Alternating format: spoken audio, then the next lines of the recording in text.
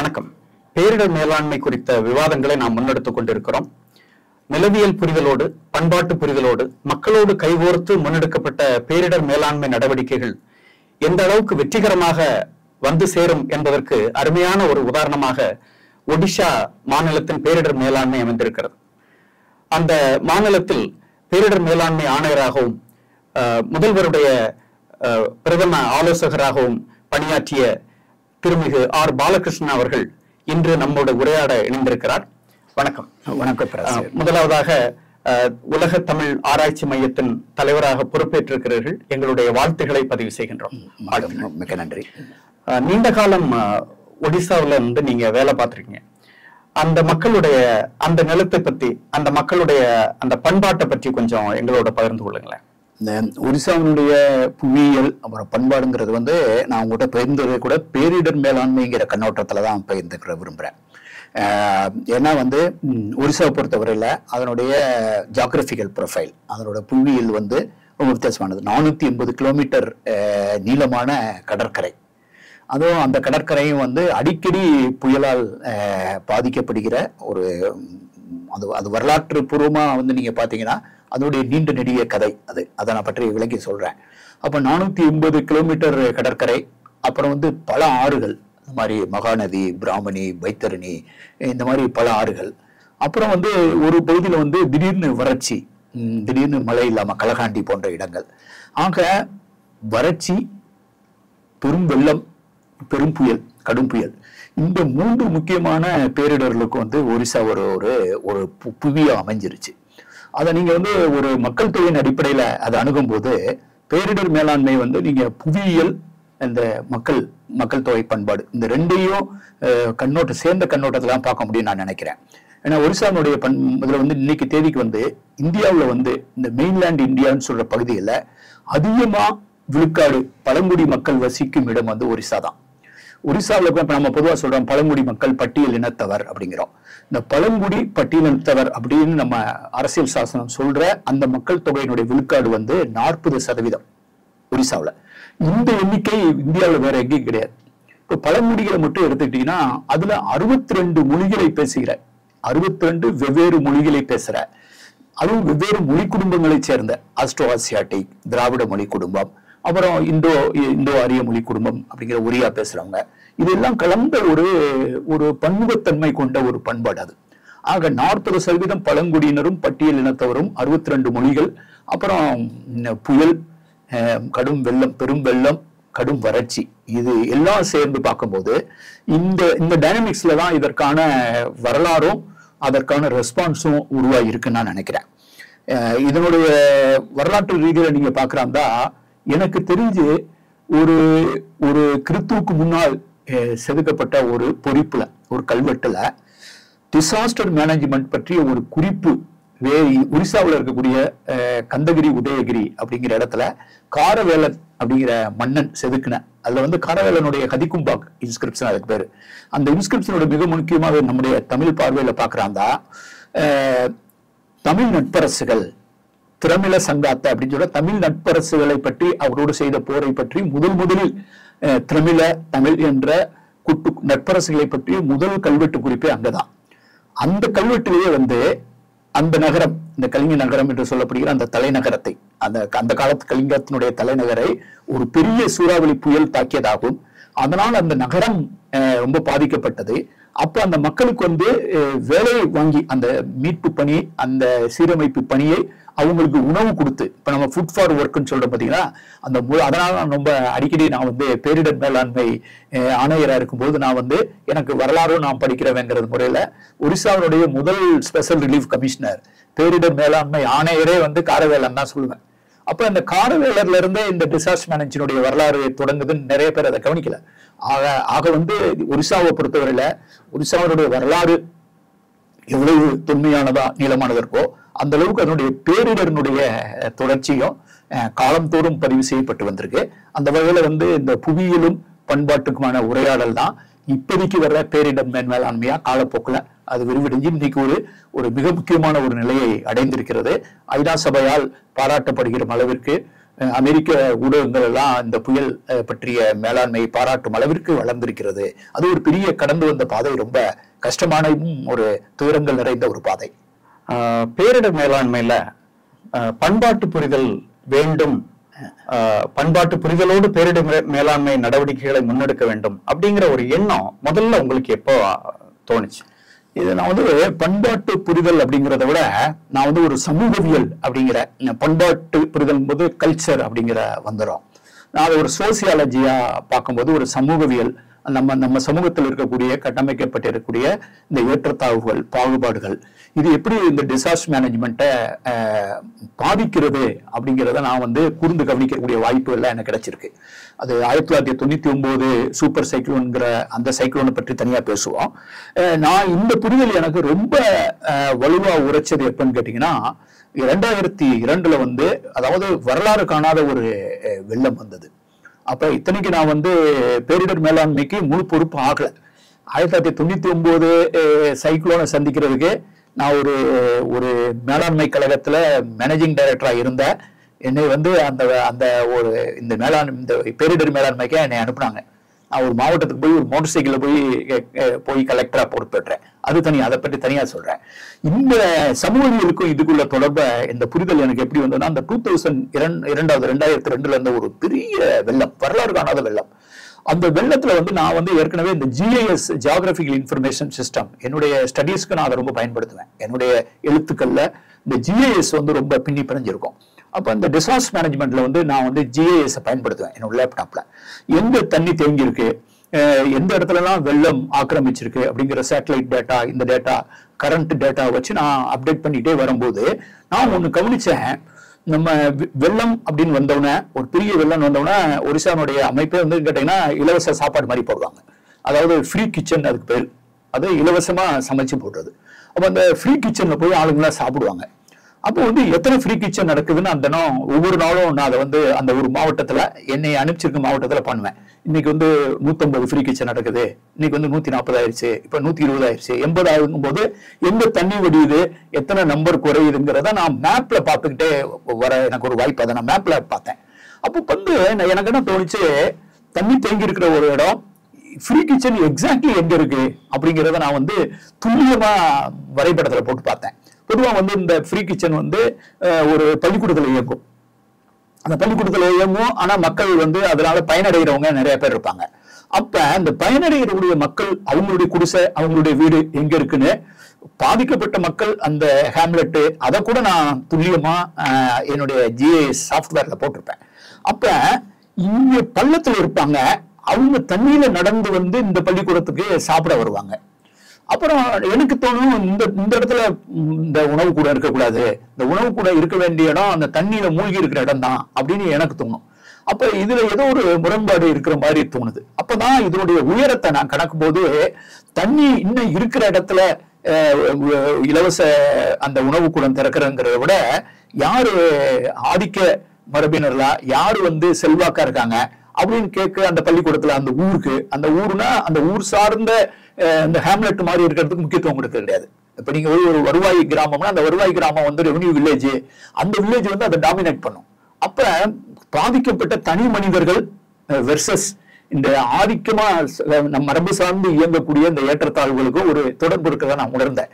அதை நான் வந்து ஸ்டடி பண்ணும்போது நான் வந்து சொன்னேன், இங்கதானே தண்ணி தங்கி இருக்கு, எதுக்கு இங்க நம்ம ஏன் நடத்துறோம், அந்த மூடிட்டு இந்த உணவு கூட இங்கதான் தொடங்கணும் அப்படின்னு சொல்லி, எந்த உணவு கூட நிற்கும், இலவச உணவு நிற்கும், எங்க தொடருங்கிறத வந்து நான் வந்து முதலா அட்சரேகை, தீர்க்கரேகை, துல்லியமா உயரம், தண்ணி வடிஞ்சது, இதை வச்சு கனெக்ட் பண்ணி செய்ய ஆரம்பிச்சேன். இனஒதுக்கலை. ஆமா, அப்ப நிறைய பேர் என்ன சொன்னாங்க, இந்த இடத்துல போய் வச்சீங்கன்னா அவரு இந்த கிராமத்துக்காரங்க வந்து சாப்பிட மாட்டாங்கன்னு சொன்னாங்க. எனக்கு ரொம்ப ஆச்சரியமா இருந்துச்சு. இது எப்படி, இந்த உணவு தேவைப்படுது, தண்ணி தேங்கி இருக்கு, இப்ப தண்ணி தேங்கி இருக்கிற இடத்துல தான் நான் உணவு கொடுக்கணும், இலவச உணவு. அப்ப இலவச உணவு நான் ஒரு மேடான பகுதியில கொடுக்கும் போது அங்க கீழே இருக்கிறவங்க வந்து நடந்து வந்து சாப்பிடணும். ஆனா அங்க சமைச்சா இவர் சாப்பிட மாட்டாருங்கிறது எனக்கு யோசிக்க வச்சது. அப்ப இவர் யாரு அவர் யாருன்னு பார்க்கும்போது இதை சொல்லாமலே எனக்கு சில விஷயங்கள் புரிந்தது. அந்த புரிதல் வந்து கிட்டத்தட்ட நான் என்ன எப்படி ஒரு ஒரு ஒரு ஒரு குத்துமதிப்பா எப்படி வச்சுக்கிட்டேன்னு கேட்டீங்கன்னா, நம்ம சமூகத்துல வந்து யாருடைய வேளாண்மை நிலம் விவசாய நிலம் மேட்டில் இருக்கும், அவனுடைய வசிப்பிடம் வந்து தாழ்வான பகுதியில் இருக்கும். எவனுடைய நிலம் வந்து விவசாய நிலம் தாழ்வான பாசன வசதியோடு இருக்கோ அவனுடைய வீடு வந்து மேடான பகுதியில பாதுகாப்பா இருக்கும் அப்படிங்கிற இந்த மேடு பள்ளத்துக்குள்ள புரிதல் இதை நான் தொடர்ந்து என்னுடைய ஆராய்ச்சியில கூட பயன்படுத்தியிருப்பேன். இந்த மேல் மேற்கு கீழ்கிழக்குங்கிற இருமையை வந்து இதை நான் பயன்படுத்தி பார்க்கும்போது எப்படி கேட்டீங்கன்னா, நன்சை நிலம் நல்ல பாசனம் பாயிற இடத்துல வந்து அது பள்ளமா தான் இருக்கும் இடம். அதனுடைய நில உடைமையாளர் ஒரு ஆளா இருப்பாரு, ஆனா அவர் வீடு வந்து கொஞ்சம் பாதுகாப்பான இடத்துல உயரத்துல இருக்கும். இதுல வேலை பார்க்கிறவன் வந்து பள்ளமான இடத்துல இருப்பான், ஆனா அவனுக்குன்னு ஒரு நிலம் இருந்துச்சா ஒண்ணு நில உடைமை இல்லாதவங்களா இருப்பாங்க. அது வீடு நிலம் இருந்தால் ஒரு புஞ்சை நிலமா தான் இருக்கும், தண்ணீர் கிடைக்காதமா இருக்கும். அப்ப வெள்ளம் வந்தா வேகமா வடிகிற இடத்துல வீடும், வெள்ளம் வந்தால் கடைசியா வெள்ளம் கிடைக்கிற இடமா முதல் கிடைக்குமாக இதுல வந்து ஒரு தொடர்பு இருக்கிற மாதிரி நான் உணர்ந்தேன். இது நானே எனக்குள்ள ஏற்படுத்தின ஒரு புரிதலை ஏற்படுத்துறதுக்கு நான் முயற்சி பண்ணியிருக்கேன். எனக்கு வந்து இது வந்து சங்க இலக்கிய வாசிப்பு, நான் ஒரு தமிழ் மாணவன்கிற முறையில நான் காலங்காலமா இதை உள்வாங்கின ஒரு விஷயம் தான். ஏன் சங்க இலக்கியம் வந்து ஒரு பண்பாட்டு அரசியல பேசுது, அது வந்து சொல்லுது வந்து என்கிட்ட வந்து 4 உணவு கேட்டா 4 உணவுனா நான் விறகு திணை அவரை குள்ளுதான் சொல்லுவேன், 4 மலர் சொன்னா நான் வந்து இந்த 4 தான் சொல்லுவேன் குறவ மலர் அப்படின்னு மாங்குடி கிளார் ஏன் சொல்றாரு, நெல்லுகுத்து பரவும் கடவுளும் இளமே அப்படிங்கிறாரு. 4 குடின்னு சொல்றத ஒரு வந்து பாணன் பறையன் இடும்பன் துடி என்கிறாரு. இது ஏன் யாருடைய குரலா ஒலிக்கும் போது அது விளிம்பு மக்களினுடைய குரலா ஒலிக்கிற மாதிரி நான் உணர்ந்திருக்கிறேன். சங்க இலக்கியம் இந்த இடத்துல ஒரு குரலற்றவர்களின் குரலா ஒலிக்கிறது, அதையும் பேசுறவர் ஒரு கிளார், ஆனா நெல்லு தெரிஞ்சிருந்தும் அது நெல்லுகுத்து பரவும் கடவுளும் இல்லவேன்னு சொன்னது எனக்கு நல்லா மனசுல பதிஞ்சிருக்கு. உடல் உழைப்பு சமூகத்துக்கான தானியம். ஆமா, அப்ப வந்து நான் வந்து இந்த நோக்கத்துல நான் பாக்குற அந்த அணுகுமுறை வந்து ஒரு சயின்டிபிக்கா பார்க்கும்போது எனக்கு ஒரு புரிதல் கிடைச்சது. அப்ப நீங்க வந்து அங்க வந்து இந்த உரையாடல் ரொம்ப தெளிவான பேசப்படுகிற ஒரு இடங்கிறது. தமிழ்நாடு மாதிரி இந்த உரையாடல் அவ்வளவு வெளிப்படையா பேசப்படுகிற இடம் கிடையாது.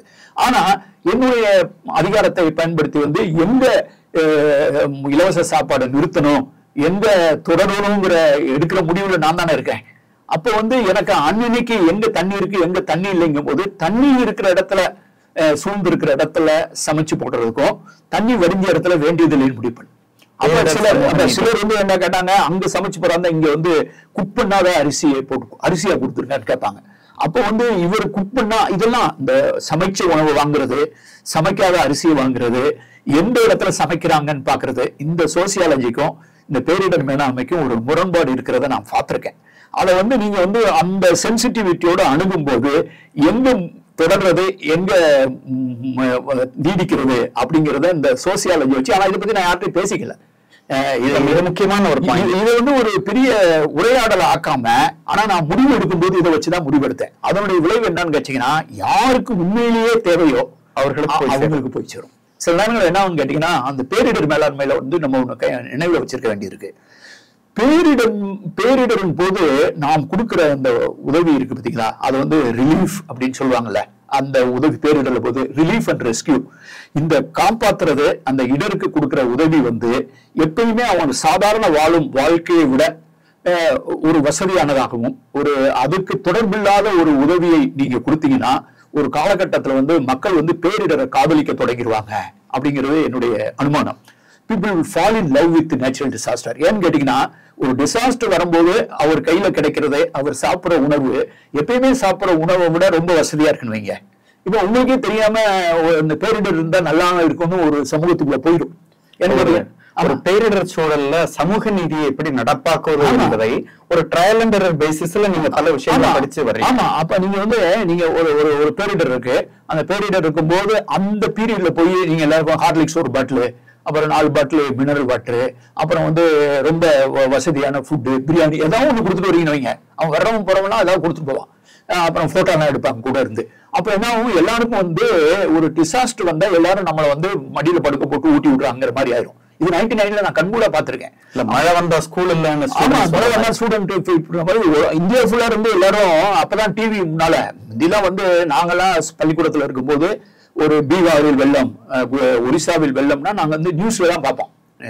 டூரிங் தியேட்டர்ல போய் படம் பார்க்கும்போது அந்த டிசாஸ்டர் முடிஞ்சு 1 மாசத்துக்கு பின்னாலதான் அந்த நியூஸ்ல வரும். அப்பதான் வந்து ஒரிசாவில பீகார்ல வெள்ளம் ஏற்பட்டுச்சுங்கிறதே நமக்கு தெரியும். அது வரைக்கும் இன்டர்நெட் கிடையாது, ஒண்ணும் கிடையாது. அந்த 1999 புயல் தான் முதல் டிவியில வெளியில வந்தது. நீங்க காலையில நியூஸ் பார்க்கும் போதே இந்த வெள்ளத்தை பார்க்க முடியுது, புயலை பார்க்க முடியுது. அப்ப இந்தியாவில் இருக்கவங்க எல்லாருக்கும் கருணை பொங்கி என்ன பண்ணாங்க, அங்கங்க வேலை பார்க்குற ஐஏஎஸ் ஆபீசர், ஐபிஎஸ் ஆபீசர் எல்லாம் அந்தந்த மாநிலங்கள்ல, ஆந்திராவில இருந்து பஞ்சாப்ல இருந்து அந்த கருணையை வந்து இது பண்ணி லாரி லாரியா அனுப்புவாங்க. அப்ப நான் வந்து ஒரு மாவட்டத்துக்கு பொறுப்பா போய் பொறுப்பேற்றிருக்கும் போது பாக்குறேன், எனக்கு இந்த புயலை ஒரு பக்கம் மேனேஜ் பண்றது ஒரு பக்கம், இந்தியா ஃபுல்லாந்து வருகிற அந்த கருணை கொடை இருக்கு பாத்தீங்களா, அந்த கருணை கொடையை தான் மேனேஜ் பண்ண முடியல. அது நூத்துக்கணக்கான லாரி வந்து இறங்க டிரைவர் வந்து அவர் நமக்கு சாப்பாடு கேட்கிறாரு.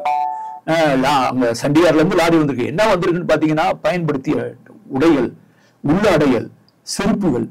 செருப்புகள் நீங்க வந்து 2 செருப்பு சேர்த்து எடுக்க முடியாது. இது ஒரு செருப்பு 2 செருப்பு கலந்தது. அவங்களுடைய குப்பை எல்லாம் வந்து இந்த லாரியில கொட்டினது மாதிரி எனக்கு வந்து ரொம்ப, இது யாரும் அங்க வாங்க மாட்டாங்க. அந்த ஒரிசா மக்கள் வந்து ரொம்ப தன்மான உணர்வு உள்ளவங்க. பயன்படுத்துற ட்ரெஸ் எல்லாம் கூட போட மாட்டாங்க, வறுமை இருந்தா கூட, வறுமையில் செம்மையானவங்க. இதில் பாக்குறேன், இந்த குப்பையை எதுக்கு நம்ம தலையில கொட்டினாங்கன்னு கேட்டா, இந்தியா முழுவதும் இருக்கக்கூடிய பரிவுக்கும் கருணைக்கும் நீங்க கையேந்திர ஒரு சமூகமா நீங்க வளர்ந்துறீங்க. அப்போ வந்து என்ன, இந்த மாதிரி பிஸ்கட் இதெல்லாம் வரும்போது நான் நிறைய பேர் பார்த்திருக்கேன். ஒரு இடத்துல நான் போய், நாம கலெக்டர்னு சொல்லாம போய் பின்னால போய் திடீர்னு போய் நிக்கிறேன். சிலர் வந்து ஒரு சீட்டு விளாண்டுட்டு உட்காந்துட்டு இருக்காங்க. சீட்டு விளாண்டுட்டு உட்காந்துருக்கும்போது ஒரு சொல்றாரு, ஏதோ பஞ்சாப்ல இருந்து வண்டி வந்திருக்கு, அதுல என்ன வந்திருக்குன்னு இவங்க கேட்டுக்கிட்டு இருக்காங்க. பிஸ்கட் வந்திருக்கா, ஹார்லிக்ஸ் வந்திருக்கான்னு. அமெரிக்காவில் வந்து 1999 சைக்ளோன் அப்ப கொண்டு வந்து, நான் 2002-03 எஸ்ஆர்சியா இருக்கும்போது, ஸ்பெஷல் லீவ் கமிஷனர் இருக்கும்போது இன்ஸ்பெக்ஷனுக்கு போறேன் ஒரு பிடிஓ ஆபீஸ்ல. அங்க குடவுன் எல்லாம் நிரம்பி இருக்குன்னு சொன்னாங்க. அந்த என்ன மெட்டீரியல், 1999 மெட்டீரியல், என்ன 4 வருஷமா என்ன வச்சிருக்கீங்க, ஏன் யூஸ் பண்ணலன்னு கேட்கிறேன். அதை என்ன செய்யறேன்னு தெரியல. நான் என்ன அப்படின்னா எடுத்துட்டு வாங்குறேன். வந்து பாத்தீங்கன்னா பெரிய பெரிய ஒவ்வொரு இதுவும் இவ்வளவு பெருசு இருக்கு. இல்ல நாப்கின், அந்த நாப்கின்ல 8 இருக்கு, 8 சின்ன சின்ன பீஸ். அதுல வந்து மனிதனுடைய படத்தை வரைஞ்சு, இது வந்து இடது கைக்கு, இது வலது கைக்கு, இது இடது காலுக்கு, வலது காலுக்கு, வயிற்று பகுதிக்கு, முதுகு பகுதிக்குன்னு 8 பிரிச்சு 8 நாப்கின் வச்சிருக்கான். அதுல என்ன கீழே போட்டிருக்காங்கன்னா, இதை பயன்படுத்துறதுனால 1 டிகிரி சென்டிகிரேட்ல மைக்ரோ ஓவன்ல இதை வந்து சூடுபடுத்தணும் அப்படின்னு பயன்படுத்தி இதுல போட்டிருக்கான். இது எங்க இருந்து வந்திருக்குன்னா, அமெரிக்கால இருந்து வந்திருக்கு. இதை பிளேன்ல கொண்டு வந்திருக்காங்க. இவங்க ஏற்கனவே கரண்ட் இல்லாத இருக்கிறதுல மைக்ரோ ஓவனை வச்சு இதை எப்படி சூடு பண்றது, இது யாரு தொடப்பா? அப்ப இது வந்து ஒரு குடவுன் ஃபுல்லா இருக்கு, குப்பத்தட்டுல போடுங்கன்னு சொல்லி நான் வந்து ஒரு ரிப்போர்ட் எழுதினேன். இந்த மாதிரி ஆகும்போது நீங்க என்ன வேணும் அப்படின்னு தெரியலன்னா, நீங்க எல்லாருடைய கருணை கொடை கிடையாது, கருணை கொலை மாதிரி ஆயிரும், நீங்க ஆளாயிருவீங்க. பண்பாட்டு புரிதல உங்களுக்கு கிடைச்ச அந்த அனுபவம், அது மனசு ரொம்ப கஷ்டமா இருக்கும். நீங்க அதை பார்க்கும் போது நீங்க கையேந்திர நிலையில் இருக்கிறீங்க, உங்களை இந்த ஒரு சமூகம் இப்படி ஆக்குங்கிறது வந்து உங்களை ரொம்ப யோசிக்க வைக்கணும். அப்ப என்னுடைய நான் எப்படின்னு கேட்டா, அது 2-3 அனுபவங்கள் நான் பகிர்ந்துக்கிறேன். எப்படி நாங்க வறட்சியை ஹேண்டில் பண்ணோம், எப்படி இந்த சைக்ளோன் ஃப்ளட்டை ஹேண்டில் பண்ணோம். இந்த சைக்ளோன் ஃப்ளட்ல என்னன்னு கேட்டீங்கன்னா, ஃப்ளட்டை ஹேண்டில் பண்ணும்போது, சைக்ளோன் ஹேண்டில் பண்ணும்போது ஃபர்ஸ்ட் பண்றதே வந்து ஹெலிகாப்டர்ல கொண்டு வந்துருவாங்க. ஹெலிகாப்டர் அலையலையா ஹெலிகாப்டர் வரும். அப்புறம் டிவியில பார்க்க நல்லா இருக்கும், நியூஸ்ல பார்க்க நல்லா இருக்கும். ஆனா நிறைய பேர் நினைச்சுக்கிட்டு இருப்பாங்க, இது இலவசமா வந்து போடுறாங்க, விமானப்படையில இருந்து போடுறாங்கன்ட்டு. அதுக்கு பின்னால நான் போய் 2002-03 வந்து உட்காந்து எஸ்ஆர்சியை பணியாகும் போதா பழைய பில்லு வருது 62 கோடி ரூபாய்க்கு. 62 கோடி ரூபாய்க்கு பில்லு வந்திருக்கு அப்படின்னு கேட்டா, விமானம் ஹெலிகாப்டர் எல்லாம் பயன்படுத்தின பில்லு அப்படிங்கிறாங்க. அப்ப நான் ஒரு கணக்கு எடுத்தேன், எத்தனை அந்த பகுதி, அந்த நேரத்துல அந்த 1999 சைக்ளோன்ல எத்தனை கிலோ பொருள்கள் எந்த நேரத்துல தூவப்பட்டது, விமானத்துல இருந்து, ஹெலிகாப்டர்ல இருந்து, தண்ணி உள்பட, அரிசி இதெல்லாம் உள்பட எத்தனை கிலோ, அதாவது மொத்தம் எத்தனை டன் போட்டாங்க. இதுக்கு இத்தனை கோடி செலவாச்சுன்னா 1 கிலோ பொருளை வந்து தரையில கொண்டு போய் சேர்க்கறதுக்கு எவ்வளவு செலவாச்சு, அந்த 1 கிலோ பொருளுடைய ஆவரேஜ் விலை என்னன்னு பார்த்து, அந்த 1 கிலோ விலை தண்ணி அரிசி எல்லாம் பார்த்தா கூட எனக்கு என்னமோ அந்த 1 கிலோ வந்து 15-20 ரூபா அல்லது 30 ரூபாய்க்கு மேல இருக்கிற மாதிரி எந்த பொருளும் கிடையாது 1 கிலோவுக்கு. அந்த காலத்துல நான் சொல்றது 99ல அவ்வளவு கூட கிடையாது, 15-20 ரூபா தான் இருக்கும். ஆனா 1 கிலோ போடுறதுக்கான செலவு கிட்டத்தட்ட 302 ரூபாய் என்னமோன்னு வந்தது மாதிரி ஒரு நினைவு. அந்த ஆவரேஜ் நீங்க வந்து இத்தனை கிலோ, இத்தனை டன்னு, இவ்வளவு பணம் நீங்க வகுத்து பாத்தீங்கன்னா, அதாவது செத்தாத 1/4 பணம் செம்மகூலி 3/4 பணம்னு சொன்ன மாதிரி, எனக்கு வந்து இந்த டெலிவரி காஸ்ட் இருக்கு பாத்தீங்களா, அது வந்து பேரிடர் போது நீங்க வந்து எமர்ஜென்சியா போய் நீங்க ஹேண்டில் பண்ணா அது ரொம்ப காஸ்ட்லியா இருக்கும், அதுவும் தேவையில்லாத இருக்கணும். அப்ப நீங்க தேவைப்பட்டதை கொடுக்கணும், அதை முன்கூட்டியே திட்டமிடணும். இதெல்லாம் நாங்க கற்றுக்கொண்ட பாடம். 1, பேரிடர் வரும் வரை காத்திருக்க கூடாது. 2 வந்து பேரிடருக்கு முன்கூட்டியே திட்டமிடணும். நாங்களாம் எப்படி பழகிக்கிட்டோம் சொன்னா, வங்காள விரிகுடாவில் அந்தமான் பகுதியில ஒரு புயல் சின்னம் உருவாயிட்டா எல்லாரும் சொல்றது அது தமிழ்நாட்டை தாக்கும் அப்படிம்பாங்க. அதுவும் தமிழ்நாட்டுடைய தென்பகுதியை தாக்கும்பாங்க, அப்புறம் தமிழ்நாட்டுடைய வடபகுதியை தாக்கும்பாங்க, அப்புறம் வந்து ஆந்திராவுடைய தென்பகுதியை தாக்கும்பாங்க, அப்புறம் ஆந்திராவுடைய வடபகுதியை தாக்கும்பாங்க, அப்புறம் அது வந்து ஆக்சுவலி ஒரிசாவை தாக்கிடும். சில நேரங்கள்ல வந்து மட்டும் அது பங்களாதேஷ் பக்கம் போகும், பெரும்பாலும் ஒரிசாவை தான் தாக்கும். அதுலதான் முக்கியமா உங்ககிட்ட கேட்க விரும்பினேன். அதாவது வங்கக்கடல் புயல்கள்ல பெரும்பாலான புயல்கள் அந்த ஃப்ரீக்வன்சி எடுத்துக்கிட்டாலும் சரி, தீவிரத்தை எடுத்துக்கிட்டாலும் சரி, அந்த கடுமையிலையும் கூட அதிகமா வந்து ஒரிசா கடற்கரை தான் அதனுடைய முக்கியமான இலக்கா இருந்தாங்க. இதற்கு அறிவியல் ரீதியாக, புவியியல் ரீதியாக ஏதாவது ஒரு அடிப்படை இருக்குதா? இல்ல கட்டாயம் இல்லன்னா இவ்வளவு டைம் அந்த ஃப்ரீக்வன்சி இருக்காதுல்ல. அப்ப இதுக்கு ஒரே விடை என்ன? நீங்க வந்து you have no control over geography. நீங்க புவியியல மாத்த முடியுமா, அல்லது கடலை மாத்த முடியுமா, அல்லது காத்துக்கு சொல்லி கொடுக்க முடியுமா? அப்ப ஆனா நம்ம கத்துக்கலாம். நாங்க கத்துக்கிட்டது என்னன்னு கேட்டீங்கன்னா, ஒரு புயல் அந்தமான்ல இருந்து உருவாகி தமிழ்நாட்டை நோக்கி நடக்குதுன்னு இவங்க செய்தி போட்டா கூட அது ஒரிசாவைத்தான் தாக்க போகுது அப்படின்னு நாங்க தீர்மானம் பண்ணி ரெடி ஆயிடுவோம். அது ஒரிசாவை தாக்காம தமிழ்நாட்டு பக்கம் போயிடுச்சுன்னா ஓகே அவங்க பாத்துக்குவாங்கன்னு விட்டுருவோம், ஆந்திரா பக்கம் போயிடுச்சுன்னா அவங்க பாட்டுவாங்கன்னு விட்டுருவோம். எங்களை கடந்து அது மேற்கு வங்காளம் அல்லது வங்காள தேசத்துக்கு போயிருக்கு, அல்லது ஏற்கனவே கடல்லையே அதை நீர்த்து போயிருச்சு அப்படின்னு சொன்னது வரைக்கும் நாங்க விட மாட்டோம். அப்ப நாங்க வந்து அலர்ட் நிலைமைக்கு ஆயிடுவோம். அப்ப ஒரு நிகழ்வு நடக்க போறதுக்கு எவ்வளவு நாளைக்கு முன்னாலே நீங்க மனசால தயாரா இருக்கீங்கிறது ரொம்ப முக்கியமா இருக்கு. அதை நாங்க வந்து ஒரு பண்பாடாவே கொண்டு வந்துட்டோம். அது டிசாஸ்டர் மேனேஜ்மெண்ட்னு ஒரு பிரின்சிபல்ல ஒன்றா நாங்க கொண்டு வந்துட்டோம். நாங்க கத்துக்கிட்டது வந்து லாஸ்ட் மொமெண்ட் இன்டர்வென்ஷன் வரக்கூடாது. ரெண்டாவது வந்து ஒரு இடத்துல வந்து தேவை வந்து வரும்போது நாங்க ஒண்ணு கவனிச்சது வந்து ஊடகங்கள் தவிர்க்க முடியாது. நீங்க எப்ப பார்த்தாலும் எல்லா இடத்துலயுமே வந்து பேரிடர் வந்து ஒரே மாதிரி தாக்குறது இல்லை. நீங்க பழைய நம்ம அவ்வளவு டேட்டா அவைலபிள் இருக்கு. அதிகபட்சமா எந்த இடத்துல தண்ணி போயிருக்கு நீங்க பாத்தீங்கன்னா கிராமங்கள்ல போனீங்கன்னா ஒரு மரத்துல கோடே போட்டு வச்சுப்பாங்க, சாக்பீஸ்ல பெயிண்ட்ல கோடு போட்டுப்பாங்க. அந்த போய் ஊர் கேட்டீங்கன்னா சார் கடைசியா 40 வருஷத்துக்கு முன்னால ஃபிளட் வந்தது இங்க இது வரைக்கும் வந்திருக்கு சார், உங்க ஊர்லயே இது வரைக்கும் வந்த ஃபிளட் எவ்வளவு உயரம் போயிருக்குன்னா மரத்திலேயே கோடு போட்டு. அப்ப 40 வருஷத்துக்கு முன்னால இது வரைக்கும் தண்ணி வந்திருக்கு, 30 வருஷத்துக்கு முன்னால இப்படி வந்திருக்குங்கிற ஒரு கான்செப்ட் தெரிஞ்சிடும்.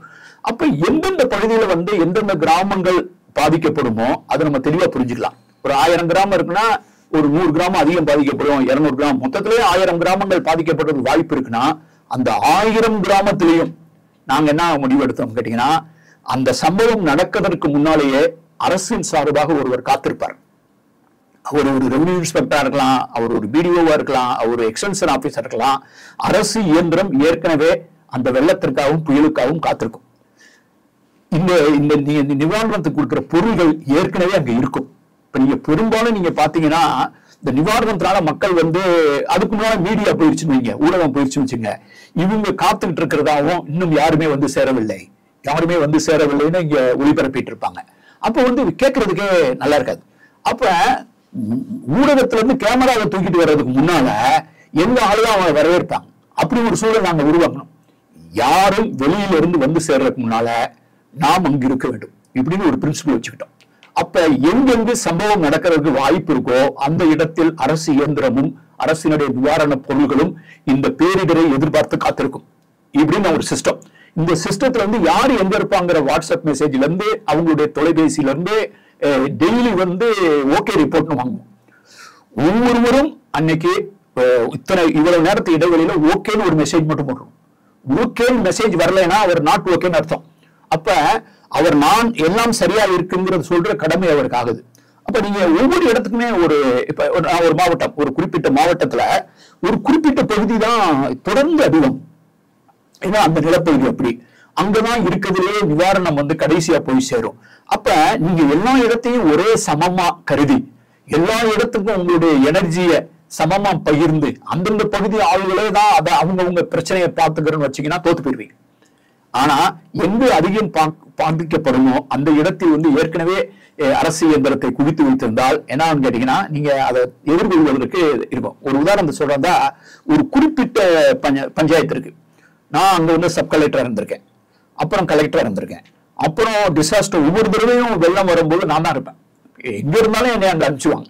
நான் அங்க போகும்போது அந்த மக்களையும் எனக்கு நல்லா தெரியும். அந்த பகுதிக்கு அவ்வளவு தண்ணி இருக்கும். ஒரு தடவைலாம் வெள்ளத்துல போகும்போது படகுல போகும்போது அந்த இந்த பவர் இருக்குல்ல, இந்த டெலிபோன் கம்பி பவர், அந்த டெலிபோன் கம்பிக்கும் இந்த என்னுடைய ரப்பர் படகுக்கும் உள்ள இடைவெளி எனக்கே வந்து ஐல வந்து கரெக்டா துல்லியமா பண்ண முடியல. ஒருவேளை நம்ம வந்து குனிஞ்சுக்கிறாம போனோம்னா தரையில அந்த கம்பி தட்டிடுமோன்னு தோணுச்சு. ஆக்சுவலி தட்டல அந்த அளவுக்கு. அப்படின்னா நீங்க பாத்தீங்கன்னா ஒரு டெலிபோன் கம்பியில எவ்வளவு முங்கிருந்தா அந்த ரப்பர் படகுல போகும்போது எனக்கு தலையில வயர் பற்றுமோன்னு தோன்ற அளவுக்கு அவ்வளவு தண்ணி அந்த பகுதியில் அந்த பாதிக்கப்பட்ட பகுதி இருக்கு. அப்ப அங்கிருந்து எனக்கு ஒரு ஊராட்சியில இருந்து எனக்கு தகவல் கொடுக்குறாங்க, எல்லா பிரச்சனையும் சால்வ் சார், மக்களுக்கு வந்து ஏதாவது இந்த வயிற்றுப்போக்கு இந்த மாதிரி ஏதாவது வாய்ப்புகளுக்கு டாக்டர் தான் அப்படின்னு. அப்ப டாக்டர்னா அங்க அந்த ஏரியாவுக்குன்னு ஒரு டாக்டர் இருக்காரு, அரசு டாக்டர். அவர் எங்க அப்படின்னு கேட்கும்போது அவர் இன்னொரு இடத்துல இருக்காரு, ஏன்னா அவர் வர முடியாதனால அவர் இங்க வரவே இல்லை அப்படிங்கிறாங்க.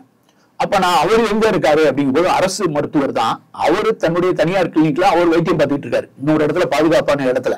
நான் போலீஸ் அனுப்பிச்சு அப்படியே அள்ளிட்டு போய் அவருக்கு வேண்டிய ஒரு வாரத்துக்கு தேவையான உடுப்பு எல்லாம் பெட்டியில எடுத்து வைக்க சொல்லி அவருக்கு ஒரு பாதுகாப்பா ஒரு போட்டை கொடுத்து அந்த பகுதியில போய் இறக்கி விட்டு என்கிட்ட கேட்காம அவரை திருப்பி இந்த சைடு அனுப்பக்கூடாது அப்படின்னு ஒரு உத்தரவை நான் வாக்கி டாக்கிலே சொல்லிட்டேன். இந்த டாக்டரை வந்துட்டு அந்த மக்களிடம் படிச்சுட்டேன். அவங்களுக்கு இந்த தண்ணி வெளியிற வரைக்கும் அவர் அங்கதான் இருந்தார். இப்ப இதை நீங்க செய்யாம இருந்தீங்கன்னா அவர் போகவே மாட்டார். எனக்கு தான் போட் இல்லையே படகு இல்லையே பாரு, இப்ப இங்க வந்து தனியார் வைத்தியம் பார்த்துட்டு இருப்பாரு. இப்ப இதெல்லாம் வந்து நீங்க சில நேரங்கள்ல இந்த டிசாஸ்டர் மேனேஜ்மெண்ட்ல வந்து நார்மலா இருக்கக்கூடிய மேலாண்மை, நார்மலா இருக்கக்கூடிய மேனேஜ்மெண்ட் இருக்குல்ல, அது வந்து டிசாஸ்டர்ங்கிறது நார்மல்ல இருந்து வேறுபட்டது. நீங்க நார்மலா கடைபிடிக்கிற எல்லா சட்டத்திட்டங்களையும் டிசாஸ்டர் நேரத்துல ஒர்க் அவுட் ஆகாது. இப்ப நீங்க எடுக்கிற சில நேரங்கள ரொம்ப வேற வகையான முடிவுகளை எடுக்க வேண்டி இருக்கும். அதுக்கேற்ற மாதிரி நம்மளை தயார்படுத்திக்கணும், சிஸ்டத்தையும் தயார்படுத்தணும். அதாவது இந்தியாவின் பட்டினி சாவுகளின் வரலாற்றுல முக்கியமான தவிர்க்க முடியாத ஒரு இடம் வந்து பேர் வந்து ஒரிசா மாநிலம். அந்த மாநிலம் வந்து நீண்ட நெடுங்காலமாக இந்த பட்டினி சாவு, வறுமை, வறட்சி, பெருவெள்ளம், புயல் இது போன்ற ஒரு பல வகையான முரண்பட்ட நெருக்கடிகளை வந்து சந்திச்சுக்கிட்டே இருக்குது. இந்த வரலாறுகளை பத்தி கொஞ்சம் இதுல வந்து நான் வந்து இப்ப நீங்க குறிப்பிட்ட இந்த பல்வகையான பேரிடர்ல இந்த பட்டினி சாவு, வறட்சி இதை மட்டும் நான் கொஞ்சம் ஃபோக்கஸ் பண்ண விரும்புறேன். நீங்க வந்து நீங்க பாரதியார் பாட்டுல பார்த்துருப்பீங்க, நம்மளும் படிச்சிருப்போம், தாது வருஷ பஞ்சம்பாங்க. அப்புறம் 1940 42 வந்து கிரேட் ஃபேமின் ஆஃப் பெங்கால் அப்படின்னு சொல்லுவாங்க, பெங்காலுடைய வறுமைன்னு. 1866 கிட்டத்தட்ட இந்தியாவுடைய பல பகுதியில் வறட்சி, அதுலேயும் குறிப்பாக கிழக்கிந்தியாவில். அப்போ வந்து ஒரிசாவினுடைய மக்கள் தொகையில் 1/3 இறந்து போயிட்டாங்கன்னு சொல்லுவாங்க. அப்போதான் அந்த அனாவரி அப்படிங்கிற கணக்கெல்லாம் இல்லை, அனாவரின்னு வரிய தள்ளுபடியெல்லாம் பண்ணுவாங்கல்ல, அதுக்கு காரணமே என்ன சொன்னாங்கன்னா, ஒரு சதுர கிலோமீட்டருக்கு எத்தனை பேர் செத்துருக்காங்க என்றது கூட கிடையாதான். எல்லா இறந்த பிணங்களை என்றதுக்கு நேரமும் இல்லாம ஒரு சதுர கிலோமீட்டர்ல எத்தனை செத்து பார்த்துருக்காங்க, அது மக்கள் தொகையில எத்தனை பெர்சன்டேஜ், அதுல இருந்து வரிய தள்ளுபடிலாம் கான்செப்ட் இருந்தது. அப்ப எவ்வளவு கொடுமையானதை நம்ம கடந்து வந்திருக்கோம். அப்ப 1980 இந்த மாதிரி எல்லாம் தொடக்கத்துல வந்து அடிக்கடி இந்த பட்டினி சாவு அப்படிங்கிற செய்தி ஒரிசா பற்றி வரும். இந்தியாவுடைய வேறு சில பகுதிகளை பற்றியும் அந்த செய்திகள் வந்தது உண்டு. இது வந்து இந்த பின்னணியில வந்து இந்த PUCL அப்படிங்கிற அமைப்பு இருக்கு பார்த்தீங்களா, அவங்க வந்து ஒரு பொதுநல வழக்கு ஒன்று தொடர்ந்து இருந்தாங்க. அந்த பொதுநல வழக்கு தொடர்பா அது உச்ச நீதிமன்றத்தில் நடந்தது. இந்த பகுதி, இந்த கிழக்கிந்தியாவில் குறிப்பா அந்த பழங்குடி மக்கள் நடுவில் இந்த மாதிரியான பட்டினி சாவுகள், அதுலயும் சாய்நாத் கூட ஒரு புக்கு எழுதியிருப்பாரு, எவ்ரிபடி லவ்ஸ் எ குட் ரவுட்னு சொல்லி, எல்லாரும் ஒரு வறட்சியை நேசிக்கிறாங்க அப்படின்ட்டு. அப்ப வந்து அந்த அளவுக்கு வந்து ஒரிசா அடையாளப்படுத்தப்பட்டது. அதுல இருந்து இப்போதைக்கு நீங்க செய்தியை படிச்சு பாருங்க, அப்படி பட்டியலில் செத்ததா செய்தியே வராது. இது எப்படி சாத்தியமாச்சு அப்படிங்கிறத இந்த வழக்கு வந்து ரொம்ப முக்கியமானது. இந்த உச்ச நீதிமன்றத்துல PUCL வழக்கு இதுல வந்து ஒரு நீதிமன்றம் வந்து உச்ச நீதிமன்றம் என்ன தீர்ப்பு சொன்னதுன்னா, அதே மானியமா 2001-2 இந்த தீர்ப்பு என்ன சொன்னு கேட்டீங்கன்னா, இனிமேல் இந்தியாவில் எந்த ஒரு மாநிலத்திலும் ஒரு உணவில்லாமல் பட்டினி சாவால் ஒருவன் சாவான் என்றால் அதை பற்றி ஒரு உச்ச நீதிமன்றத்துக்கு ஒரு அறிக்கை செய்யறது மட்டும் கிடையாது, ஒவ்வொரு சாவின் போதும் கொடுக்கும்போது தலைமைச் செயலாளர் வந்து நேரில் ஆஜராகணும் அப்படின்னு ஒரு அறிக்கை போட்டாங்க. அது வந்து உண்மையிலே எங்க தலைமைச் செயலாளர்லாம் கூட என்ன இந்த மாதிரி எப்படி ஒரு பிராக்டிக்கலா அது வந்து பாசிபிலிட்டியா, ஒரு இவ்வளவு பெரிய மாநிலத்துல 4 கோடி பேர் இருக்கிற இடத்துல எங்கேயோ ஒரு இடத்துல ஒருத்தர் பட்டினியில சேர்ந்தா எப்படி தலைமைச் செயலாளர் பொறுப்பேற்க முடியும், இது வந்து பிராக்டிக்கலா சாத்தியமா அப்படின்னு என்கிட்ட பேசியிருந்தாரு. அப்ப நான் பேரிடர் மேலாண்மையினுடைய பொறுப்புல இருக்கேன். அப்ப நான் அந்த உத்தரவை எப்படி பார்த்தேன்னா, எனக்கு உண்மையிலே மனசுக்குள்ள ரொம்ப மகிழ்ச்சியா இருந்தது. ஒரு நல்வாய்ப்பு. ஒரு நல்ல வாய்ப்பா நான் என்ன நினைச்சேன், இந்த உச்சநீதிமன்ற தீர்ப்பு வந்து ஒரு புரட்சிகரமான ஒரு தீர்ப்பு. இந்த தீர்ப்புல வந்து ஒரு பெரிய வாய்ப்பு அடங்கி இருக்கிறதா நான் பார்த்தேன். ஏன்னா நம்ம நாட்டுல வந்து பொதுவா வந்து வறுமை பட்டினிச்சாவுங்கிறதுலாம் டிஸ்ட்ரிபியூட்டிவ் ஜஸ்டிஸ்னாலதான். ஒரு கிட்டங்கியில வந்து உணவு ஸ்டாக்கே இல்லைங்கிறதுனால யாரும் செத்து போறது கிடையாது. யாருக்கு பசிக்குதோ அவங்க கையில உணவு கிடைக்காம போயிடுறதுங்கிறதுனாலதான் ஆளுங்க சாகுறாங்க. அதான் சங்க இலக்கியத்துல ரொம்ப அருமையா பசிப்பினி மருத்துவன் இல்லம் அனித்ததோ செய்ததோ அப்படின்னு ஒரு அருமையான ஒரு பாட்டு ஒண்ணு வரும். ஒரு பசியை வந்து பிணியா பார்த்தாங்க. அந்த பசிப்பிணிக்கு மருந்து வந்து உணவு தான். ஒருத்தர் வந்து பண்ணன் அப்படிங்கிறவன் வந்து பசிச்சு வந்து அவங்கெல்லாம் உணவு போட்டுக்கிட்டு இருக்கான். அவனுடைய வீட்டை வந்து பசிப்பிணி மருத்துவன் இல்லம், அதாவது hospital for the disease of hunger அப்படின்னு சங்க இலக்கியம் சொல்லுது. இதை பாடுறவர் ஒரு மன்னன், அவர் பாடப்படுகிறவர் ஒரு குறுநில தலைவர். அப்ப யான் வாழும் நாளும் பண்ணன் வாழிய, நான் படிச்சது எப்பயோ நான் முதுகலையில் படிச்ச போது இந்த பாட்டு எனக்கு நினைவு இருக்கு. நான் வாழ்ற நாளையும் இந்த பண்ணன் வாழ்ந்துட்டு போட்டோம், அதாவது என் ஆயுசை நான் அவனுக்கு விட்டு கொடுக்குறேன். ஏன்னா அவன் பசிச்சவனுக்கு சோறு போடுறான், அவன் வீடு வந்து பசிப்பினி மருத்துவன் இல்லம். அந்த பாட்டை வந்து அவர் வீடு பக்கத்துல இருக்கா தூரத்துல இருக்கான்னு அவர் கேட்கிற மாதிரி இந்த பாட்டு அமைஞ்சிருக்கு. என் மனசுலயே எனக்கு ரொம்ப பதிஞ்சு இருந்தது. அமர்த்தியா சென் சொல்வார், அமர்த்தியா செல்வன் வந்து ஹங்கர்ங்கிறது டிஸ்ட்ரிபியூட்டிவ் ஜஸ்டிஸ், பகிர்தல் பற்றிய உரையாடல் தான் அதை. அப்ப இந்த உச்சநீதிமன்ற தீர்ப்பு வரவும் இதை நான் போய் நல்லா படிச்சு பார்த்து எனக்கு மகிழ்ச்சியா இருந்தது. இது ஒரு அருமையான வாய்ப்புண்டு. அப்ப என்ன பண்ணோம், ஒவ்வொருத்தவங்களும் செத்து போகும்போது பட்டியலில் சாகும்போது தலைமைச் செயலர் போக முடியாது, அல்லது வேற எந்த செயலரும் போக முடியாது, வருவாய் செயலர் அல்லது பேரிடர் மேலாண்மை ஆணையரும் போய் ஆஜராக முடியாது. ஆனால் பட்டினி எங்கு நடக்கிறதோ ஒரு வீட்டுல தான் நடக்கும், ஒரு கிராமத்துல நடக்கும், ஒரு தெருவுல தான் நடக்கும். அந்த தெருவுல பக்கத்து வீட்டுக்காரன் பட்னியா இருந்தா கட்டாயம் பக்கத்து வீட்டுக்காரன் தெரியும், அந்த தெருவுல இருக்கவங்களுக்கு தெரியும். அப்ப நான் என்ன பண்ண, ஒரு சிஸ்டத்தை கிரியேட் பண்ணேன். இதற்கான பொறுப்பை கம்ப்ளீட்டா டீசென்ட்ரலைஸ் பண்ணி இதை வந்து அரசாங்கம் அரசு அதிகாரிகள் மட்டும் இல்லாம கடைசி லெவல்ல போய் வார்டு மெம்பர், ஒவ்வொரு ஊராட்சியிலையும் ஒரு வார்டு மெம்பர், அந்த வார்டு மெம்பருக்கு கீழே வந்து ஒரு 40-50, ஒரு சில இடங்கள்ல வந்து ஒரு 500 பேர் கூட இருக்க மாட்டாங்க, 200 பேர் கூட இருக்க மாட்டாங்க. அந்த 200 பேருக்கு ஒரு வார்டு மெம்பர் இருப்பார். இத்தனை வீடுகள் இருக்கும். அப்ப ஏதோ ஒரு வீட்டுல ஒரு வயசானவர் சாப்பிட்றதுக்கு ஒண்ணும் இல்லைன்னு சொன்னா அந்த பக்கத்து வீட்டுக்காரன் தெருவில் இருக்கவங்களுக்கு தெரியாம போயிடும். அப்ப நாங்க என்ன பண்ணோம், யாராவது ஒருத்தர் பசியில இருக்காரு, பட்டினியில இருக்காரு, வேலை இல்ல, ரொம்ப உடல்நலம்ல இருக்காருன்ட்டு அவருக்கு ஆம்புலன்ஸ் கொண்டு வரல இருந்து, அவர் ஆஸ்பத்திரியில சேர்க்கறதுல இருந்து, அவர் உணவுக்கு வழி பண்றதுல இருந்து, முடிஞ்சா அவருக்கு வந்து அந்தியோதயா ஸ்கீம், அன்னபூர்ணா அந்தியோதயா ஸ்கீம்லாம் இருக்கு, இந்த மாதிரி ஏழைகளுக்கான ஸ்கீம்லாம் இருக்கு. அந்த ஸ்கீம்ல வந்து அவருக்கு இலவச உணவு கொடுக்கறதுக்கு ஏற்பாடு. இதெல்லாம் இந்த சாவை தவிர்ப்பதற்கான முதல் 10 நாள் அல்லது 15 நாளைக்கு அவருக்கு வேண்டிய உணவு உடனே கொடுக்கிற உரிமையை வந்து அந்த வார்டு மெம்பரினுடைய பின்னூட்டத்தின் அடிப்படையில அங்க இருக்கக்கூடிய ஊராட்சியில் இருக்கக்கூடிய சர்பஞ்ச் என்று சொல்லப்படுகிற அந்த ஊராட்சி மெம்பர் இருப்பார்ல, உறுப்பினர், அவருக்கு நாங்க ஃபர்ஸ்ட் வழங்கணும். ஊராட்சி உறுப்பினர் வந்து ஒரு 10-15 நாளைக்கு அவர் உணவு கொடுத்துலாம். அதுக்கடுத்து பிடிஓ வந்து 1 மாசம் வரைக்கும் கொடுத்துடலாம். அப்புறம் வந்து சப் கலெக்டர் 2 மாசம் வரைக்கும் கொடுத்துடலாம். கலெக்டர் வந்து 3 மாசம் வரைக்கும் கொடுத்துடலாம். அப்புறம் ஆர்டிசி 6 மாசம் வரைக்கும். அதுக்கு மேலேயும் அவர் பட்டினியா இருந்து அவர் பிரச்சனையை அதுக்குள்ளேயே நம்ம பிரச்சனையை சால்வ் பண்ணிடலாமே. அவருக்கு வந்து அந்தியோதயா ஸ்கீம் ஒரு கார்டு போட்டுடலாம், இலவச உணவு போட்டுடலாம். அவர் வேலை ஒர்க் பண்றதுக்கு சக்தி இருந்ததுன்னா 100 நாள் வேலை திட்டத்துல கொடுத்துடலாம். அவர் சக்தி இல்லாத வயசானவர், அவருக்கு உடல் தேவைப்படுது, ட்ரீட்மெண்ட் தேவைப்படுனா ட்ரீட்மெண்ட் அரேஞ்ச் பண்ணலாம். இது எல்லாத்தையும் இந்த பொறுப்புகளை எல்லாத்தையும் கீழ் இருக்கவங்களுக்கு கொடுத்து அதை ஒரு பெரிய ஆர்டராக்கி ஒவ்வொரு 15 நாளும் இந்த வார்டு மெம்பரு அந்த வார்டு மெம்பரு அந்த ஊராட்சி உறுப்பினருக்கு அறிக்கை கொடுக்கணும். அவர் வந்து எக்ஸ்டென்ஷன் ஆபீசர் மூலமா பிடிஓ கொடுக்கணும், பிடிஓ வந்து சப் கலெக்டர் கொடுக்கணும், சப் கலெக்டர் கலெக்டர் கொடுக்கணும், கலெக்டர் ஆர்டிசி வந்து எஸ்ஆர்சி. இந்த எல்லா கிராமங்கள்ல இருந்து 15 நாளைக்கு ஒரு தடவை இந்த பேப்பரை ஜென்ரேட் பண்ணி கடைசியில் வந்து என்கிட்ட இவ்வளவு பேப்பர் கட்டு கொடுத்து எனக்கு பிரயோஜனம் கிடையாது. என்கிட்ட வந்து 30 மாவட்டம்னா 30 சீட்டு மட்டும் தான் வரும். 30 காகிதம் 15 நாளைக்கு ஒரு தடவை. அதுல கலெக்டரோட கையெழுத்தோட இருக்கணும். எனது மாவட்டத்தில் இந்த தேதியிலிருந்து இந்த 15 நாள் சாப்பாட்டுக்கு இல்லாமல் இருந்தவர்கள் இத்தனை பேர், அவர்களுக்கு உணவு வழங்கப்பட்டவர்கள் இத்தனை பேர், கொடிய நோயில் இருந்தவங்க இத்தனை பேர், ஆஸ்பத்திரி கொண்டு, இந்த தேர்தல் மட்டும்தான் எனக்கு வரும் பேப்பர். சீஃப் செக்ரட்டரிக்கு என்கிட்ட இருந்து ஒரே ஒரு பேப்பர் மட்டும்தான் வரும், ஒரே ஒரு சீட்டு. சீஃப் செக்ரட்டரியால ஒரு சீட்டு படிக்க முடியும், என்னால 30 பேப்பர் படிக்க முடியும். கலெக்டர் வந்து அங்க இருக்க சப் கலெக்டர் இப்படி இந்த செய்தியை கில்லர் போய் என்ன பண்ணோம், எல்லா கிராமங்கள்லையும் இந்த நம்ம ஒரு காலத்துல நம்ம ஊர்ல எல்லாம் நாம் இருவர் நமக்கு இருவர்னு எல்லாத்துலயும் எழுதி போட்டிருப்பான். செவுத்துல அந்த கழிப்பறை பொது சுவர்கள் எல்லாம் எழுதி போட்டிருப்பான். அது மாதிரி எல்லா சுவர்களையும் எழுதி போட்டேன். 10 நாள் வரைக்கும் சாப்பாடு இருக்குன்னா இவர் கொடுக்கறது இவர் தான் பொறுப்பு, இவருக்கு அதிகாரம் இருக்கு. 15 நாள் வரைக்கும், 1 மாசம் வரைக்கும் இவருக்கு அதிகாரம் இருக்கு, 3 மாசம் வரைக்கும் இவருக்கு அதிகாரம் இருக்கு. இந்த அதிகாரத்தை வந்து அப்படியே சுவர்கள் எழுதி போட்டோம். அப்படின்னா என்ன அர்த்தம் கேட்டீங்கன்னா, உனக்கு பசி இல்லைன்னா அவர் கழுத்துல துண்டை போட்டு இழுக்கலாம் அப்படிங்கறதான் பொறுப்பு. நீங்க அதுக்கு போய் இவர் செத்ததுக்கு பின்னால அப்புறம் ஒருத்தர் ரிப்போர்ட் கொடுத்து அது சுப்ரீம் கோர்ட்டுக்கு போய் அதுல போய் சீஃப் செக்ரட்டரி போய் நிக்கணுங்கிற பிரச்சனை. சீஃப் செக்ரட்டரி ரொம்ப ஹாப்பி, அவருக்கு வந்து இந்த பிரச்சனையே சால்வ் ஆயிருச்சுன்னு. அதுக்கு பின்னால பாக்குறோம். இதுல ஏன்னு கேட்டீங்கன்னா, பட்னிசாவுல நிறைய அரசியல் உண்டு.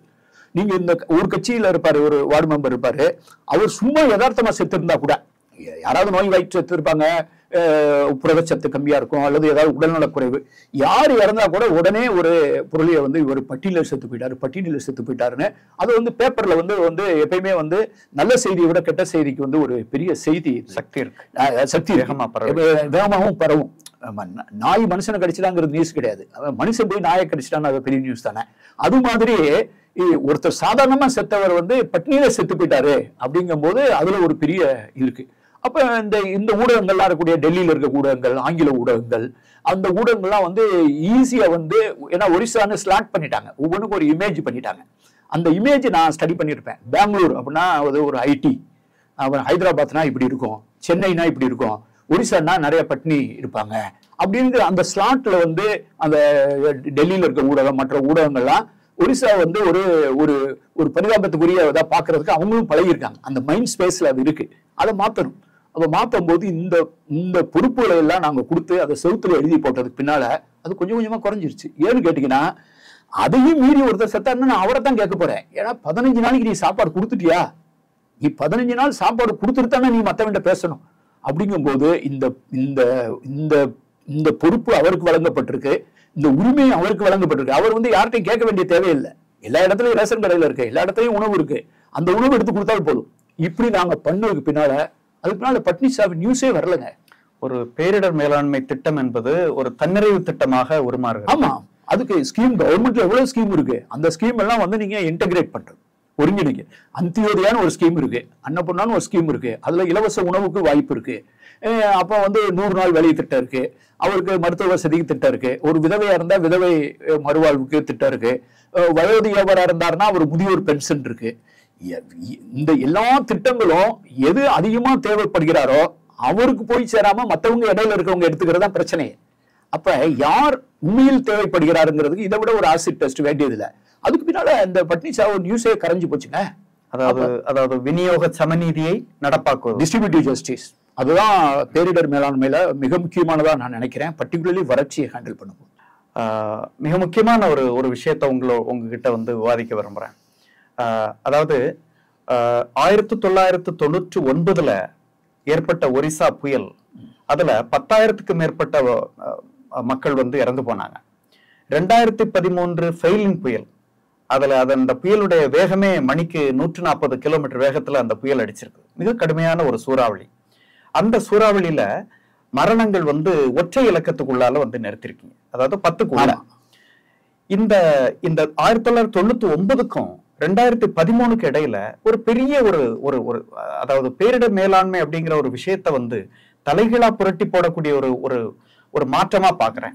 இது எப்படி சாத்தியப்பட்டது, எப்படி இதை நடப்பாக்குனீங்க? ஆமா, உங்களுக்கு நினைவு இருக்குன்னு நினைக்கிறேன். நீங்க வந்து 2000 ஆண்டுங்கிறது ரொம்ப முக்கியமானது, அது ஒரு மில்லேனியம், அது ஒரு மைல்ஸ்டோனான ஒரு இயர். ஒவ்வொரு வருஷத்துலயும் வர நியூ இயர் கிடையாது. அது ஒவ்வொரு ஆண்டும் ஒரு ஜனவரி 1ஆம் தேதி வரும், ஒவ்வொரு 10 ஆண்டுலயும் ஒரு டிகேடல் ஒரு ஜனவரி 1 வரும், ஒவ்வொரு 100 ஆண்டுலயும் ஒரு ஜனவரி 1 வரும், அது சென்ச்சுனரி. ஆனா ஒவ்வொரு 1000 ஆண்டுல தான் ஒரு மில்லேனியம் வரும். அப்ப அந்த 2000 ஆண்டுங்கிற ஜனவரியை கொண்டாடுறதுக்கு உலகமே காத்துட்டு இருந்தது. அப்படி இருக்கும்போது ஆனா நாங்க கொண்டாடவே முடியல. ஒரிசாவில் நாங்க வந்து மின்சார வசதி கூட இல்லை அந்த 2000 ஆண்டு ஜனவரி விடிந்த போது. ஏன்னா அக்டோபர் 30, 29, 30 தான் அந்த புயல் அடிக்குது. அந்த புயல்ல இருந்து மீண்டு வர்றதுக்கே பல மாசங்கள் ஆச்சு. அப்பயும் நாங்க வேலை பார்த்துருக்கோம். அப்பயும் வந்து ஒரு ஒரு ஒரு ஒரு இந்த டிசாஸ்டர் நேரடியா 2 நிலைகள்ல இருந்து நான் ஹேண்டில் பண்ண அனுபவம் எனக்கு இருக்கு.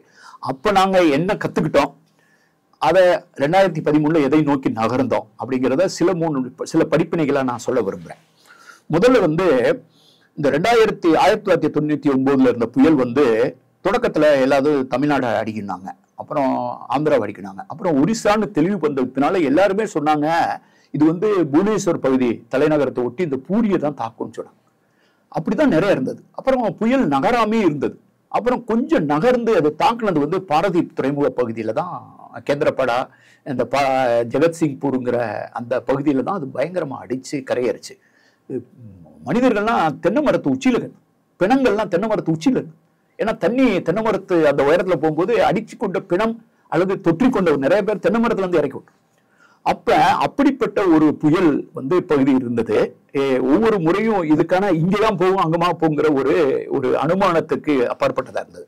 இதை நாங்க எப்படி ஹேண்டில் பண்றோம்னா, நான் வந்து அப்ப வந்து ஒரு நம்ம தமிழ்நாட்டுல சொல்றாங்க சிப்காட்னு ஒன்று பார்த்தீங்களா, ஒரு தொழில் நிறுவனங்களுக்கெல்லாம் லோன் கொடுக்குற கடன் உதவி செய்யற அந்த நிறுவனம் இருக்கு பார்த்தீங்களா, TIDCO.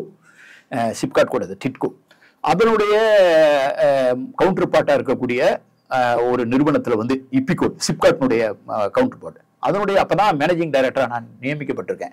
State finance corporation MTR அங்க நியமிக்கப்பட்டிருக்கேன். அங்கதான் போய் ஒரு வாரத்துல ஜாயின் பண்ணியிருக்கேன்.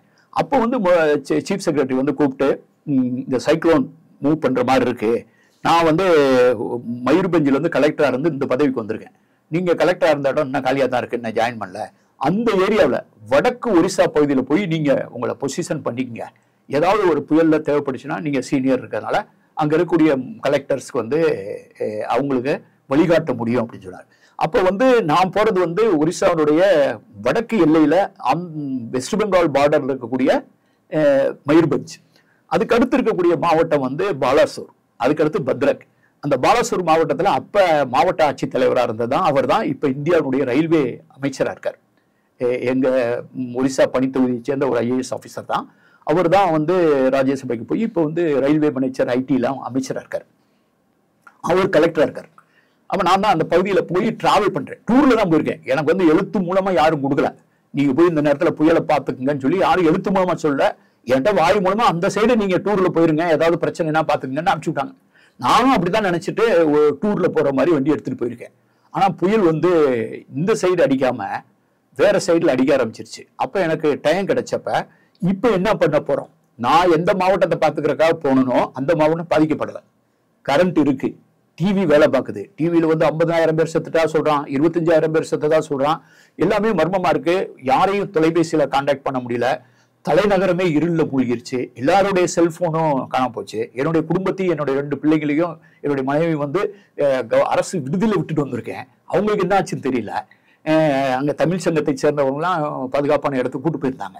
அப்ப நான் இன்னொரு இடத்துல இருக்கும்போது இப்ப என்னுடைய வேலை என்ன, அப்ப நான் போன இடத்துல பத்திரமா இருக்கு அப்படின்னு சொல்லி நானா திரும்பி வந்தா கூட என்னை கேட்கறதுக்கு யாருமே கேட்டிருக்க முடியாது. என்னை அந்த பகுதிக்கு ஓரளா போயிட்டு வர சொன்னாரு, அங்க ஒண்ணும் இல்லை, நான் ஒரு சைடு எடுத்து திருப்பி வீட்டுக்கு வந்து சேர்ந்துடலாம். ஆனால் நான் இப்ப என்ன பண்ண போறேன்னு நினைச்சு பார்த்தேன். ஏன்னா நான் வடக்கு எல்லையில இருக்கேன், இந்த பகுதியில் தான் பாதிக்கப்பட்டிருக்கு, ஆயிரக்கணக்கான பேர் பாதிக்கப்பட்ட சொல்றாங்க. இப்ப என்ன பண்றதுன்னா என்ன பண்றதுன்னு யார்கிட்டையும் கேட்க முடியாது. அப்ப கேட்க முடியாத ஒரு சூழ்நிலையில இருக்கும்போது நான் அதிகாரிகள்லாம் கூப்பிட்டு, நம்ம வந்து மேற்கு வங்காளத்துல இருந்து உணவுகள், இந்த மாதிரி பண்டங்கள், இந்த மாதிரியான ரெஸ்கியூக்கான வேண்டிய பொருள்களை எல்லாம் நம்ம வாங்கி குவிக்கணும். இந்த புயல் ஓஞ்சதுக்கு பின்னால அந்த பகுதிக்கு அனுப்புறதுக்கு நம்ம ரெடி ஆகணும். அப்படின்னா அரசாங்கத்துல இருந்து பணத்தை எடுக்கணும், நீங்க அரசு வங்கி கணக்குல இருந்து பணம் எடுக்கணும், அல்லது கருவூலத்துல இருந்து பணத்தை எடுக்கணும். அப்படின்னா இந்த அதிகாரிகள் தான் கையெழுத்து போட்டு எடுக்கணும். அப்ப நான் உங்கள்கிட்ட கேட்கிறேன், நான் வந்து உங்களுக்கு ஆணை பிறப்பிச்சீங்கன்னா நீங்க அரசு பணத்தை எடுப்பீங்களா, நான் எழுத்து மூலமா கொடுக்குறேன் அப்படின்னு. அப்ப சார் நீங்க சொன்னீங்க என்ன வேணாலும் செய்வேன். இன்னும் சொல்றாரு, ட்ராமேட்டிக்கா ஒருத்தர் சொன்னாரு, முதல் மாடியில கூட்டம் நடத்திட்டு இருக்கோம், அவர் சொல்றாரு, நீங்க சொன்னீங்கன்னா இந்த முதல் மாடியில இருந்து இந்த ஜன்னல் வழியா கூட குதிச்சிருவேன் சார், ஏன்னா இன்னைக்கு என்னால அந்த சொல்ல மறக்க முடியல, ஆனா நீங்க சொல்றதுக்கு எங்களுக்கு அது போதும் சார், நீங்க ஓரலா சொன்னாலே நாங்க நிறைவேற்றுவோம், அதுல எழுத்து மூலமா கொடுக்குறீங்கன்னா. அப்ப எழுத்து மூலமா கொடுக்குற உரிமை எனக்கு என்ன இருக்கு, நான் வந்து ஒரு நிறுவனத்தினுடைய மேலாண்மை இயக்குனராக இருக்கேன். அப்ப அந்த மாவட்டத்தினுடைய டிசாஸ்டருக்கு பொறுப்பானவனாய் நானே என்னை நியமித்துக் கொண்டு, இது வந்து முதலமைச்சர் அரசுல இருந்து ஆணை பிறப்பிக்கணும், நானே இந்த டிசாஸ்டருக்கான அதிகாரியா என்னை நியமித்து ஒரு ஆர்டர் போட்டு அதுக்கு ஒரு லெட்டர் பேட் ஓபன் பண்ணி என்னோட லேப்டாப்ல நான் வந்து கட்டளைகளை பிறப்பிக்க ஆரம்பிச்சேன். அதுல இருந்து பணத்தை எடுத்து, அரசு பணத்தை எடுத்து பக்கத்துல இருக்கக்கூடிய மாநிலத்தில் இருக்கக்கூடிய அந்த அதிகாரி கலெக்டர்கிட்ட பேசி, ஏன்னா ஒரிசால புயல்னு சொன்னா விலையை ஏற்றி விட்டுருவாங்க, நீங்க எல்லாம் விலையெல்லாம் 10 மடங்கு கூட போயிடும், ஏன்னா வந்து வாங்க வந்திருக்காங்க, அவங்க வந்து ஒரு டெஸ்பரேட்டா நெருக்கடியில் இருக்காங்கன்ட்டு. நான் கலெக்டர்கிட்ட பேசி உங்க மாவட்டத்தினுடைய 3 உங்களுக்கு நம்பிக்கை உள்ள அதிகாரிகள் 3 பேர் எடுத்து, எங்க அதிகாரிகள் வந்து பணத்தை கொண்டு வருவாங்க, போலீஸ் கூட வரும், லாரி வரும், ஆனா பொருள் என்னென்ன பொருள் உங்க இந்த ஹோல்சேல் மார்க்கெட்ல வாங்கி அதனுடைய விலையை நிர்ணயிச்சு அதுல உங்க 3 அதிகாரிகளை கையெழுத்து போட்டு வாங்கிருங்க. அவங்க கையெழுத்து போட்டு கொடுக்கறதுல எங்க அதிகாரிகள் பணத்தை செலுத்திடுவாங்க. ஏன்னா நாளைக்கு வந்து ஆடிட் வந்து நீ என்ன விலைக்கு வாங்கின எது விலைக்கு வாங்கினேன்னு கேட்பாங்க. அப்ப எங்க அதிகாரிகள் போய் 33 லாரி பொருள்களை வந்து பர்ச்சேஸ் பண்ணி இந்த புயல் ஓயும் போது என்னவங்களை கலெக்டரேட்ல அந்த வண்டி நிக்குது. அப்ப திருப்பி ஓஞ்சதுக்கு பின்னால நான் வந்து அப்பதான் கனெக்ஷன் எல்லாம் கேட்கும் போது இந்த பொருள்லாம் எங்க அனுப்பிவிடும் போது உள்துறை செயலாளர் கேட்கிறாரு, எந்த பொருளைங்கிறார். சார் நான் வாங்கி வச்சிருக்கேன் அப்படின்னு. அப்ப இந்த மாவட்டத்துக்கு அந்த மாவட்டத்துக்கு பல மாவட்டங்களுக்கு முதலில் போய் சேர்ந்த பொருள் நாங்கள் விலைக்கு வாங்கிய பொருள். எந்தவித அதிகாரமும் இல்லாம, எந்த விதமான ஆணையும் இல்லாம, எந்த புயலுக்கு முன்பே புயல் நடந்துட்டு இருக்கும்போது இந்த சைடு புயல் இருக்கும்போது எல்லை பகுதியில் இருந்ததுனால நாங்க அதை வாங்கியிருக்கோம். அப்ப அதுல இருந்து தெரிஞ்சுக்கிட்டது என்னன்னு கேட்டீங்கன்னா, ஒரு டிசாஸ்டர் நடக்கும்போது எல்லாரும் ஏற்கனவே உள்ள ரூல்ஸ் விதியின் முறைப்படிதான் செயல்படணும் அப்படின்னு சொன்னா சில நேரங்களில் வந்து உயிரை பலி கொடுக்க வேண்டியதாயிரும்.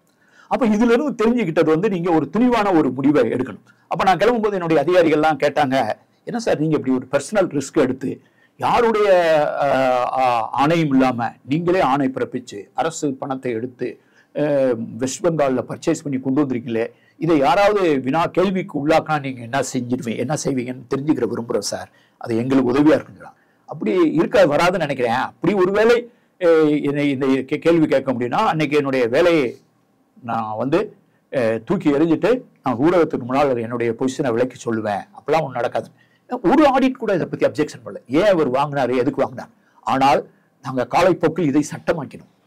ஒரு டிசாஸ்டர் மீது எந்த ஒரு அதிகாரி, அப்ப நாங்க பிரிச்சோம், அஃபெக்டட் டிஸ்ட்ரிக்ட், ரெஸ்கியூ டிஸ்ட்ரிக்ட்.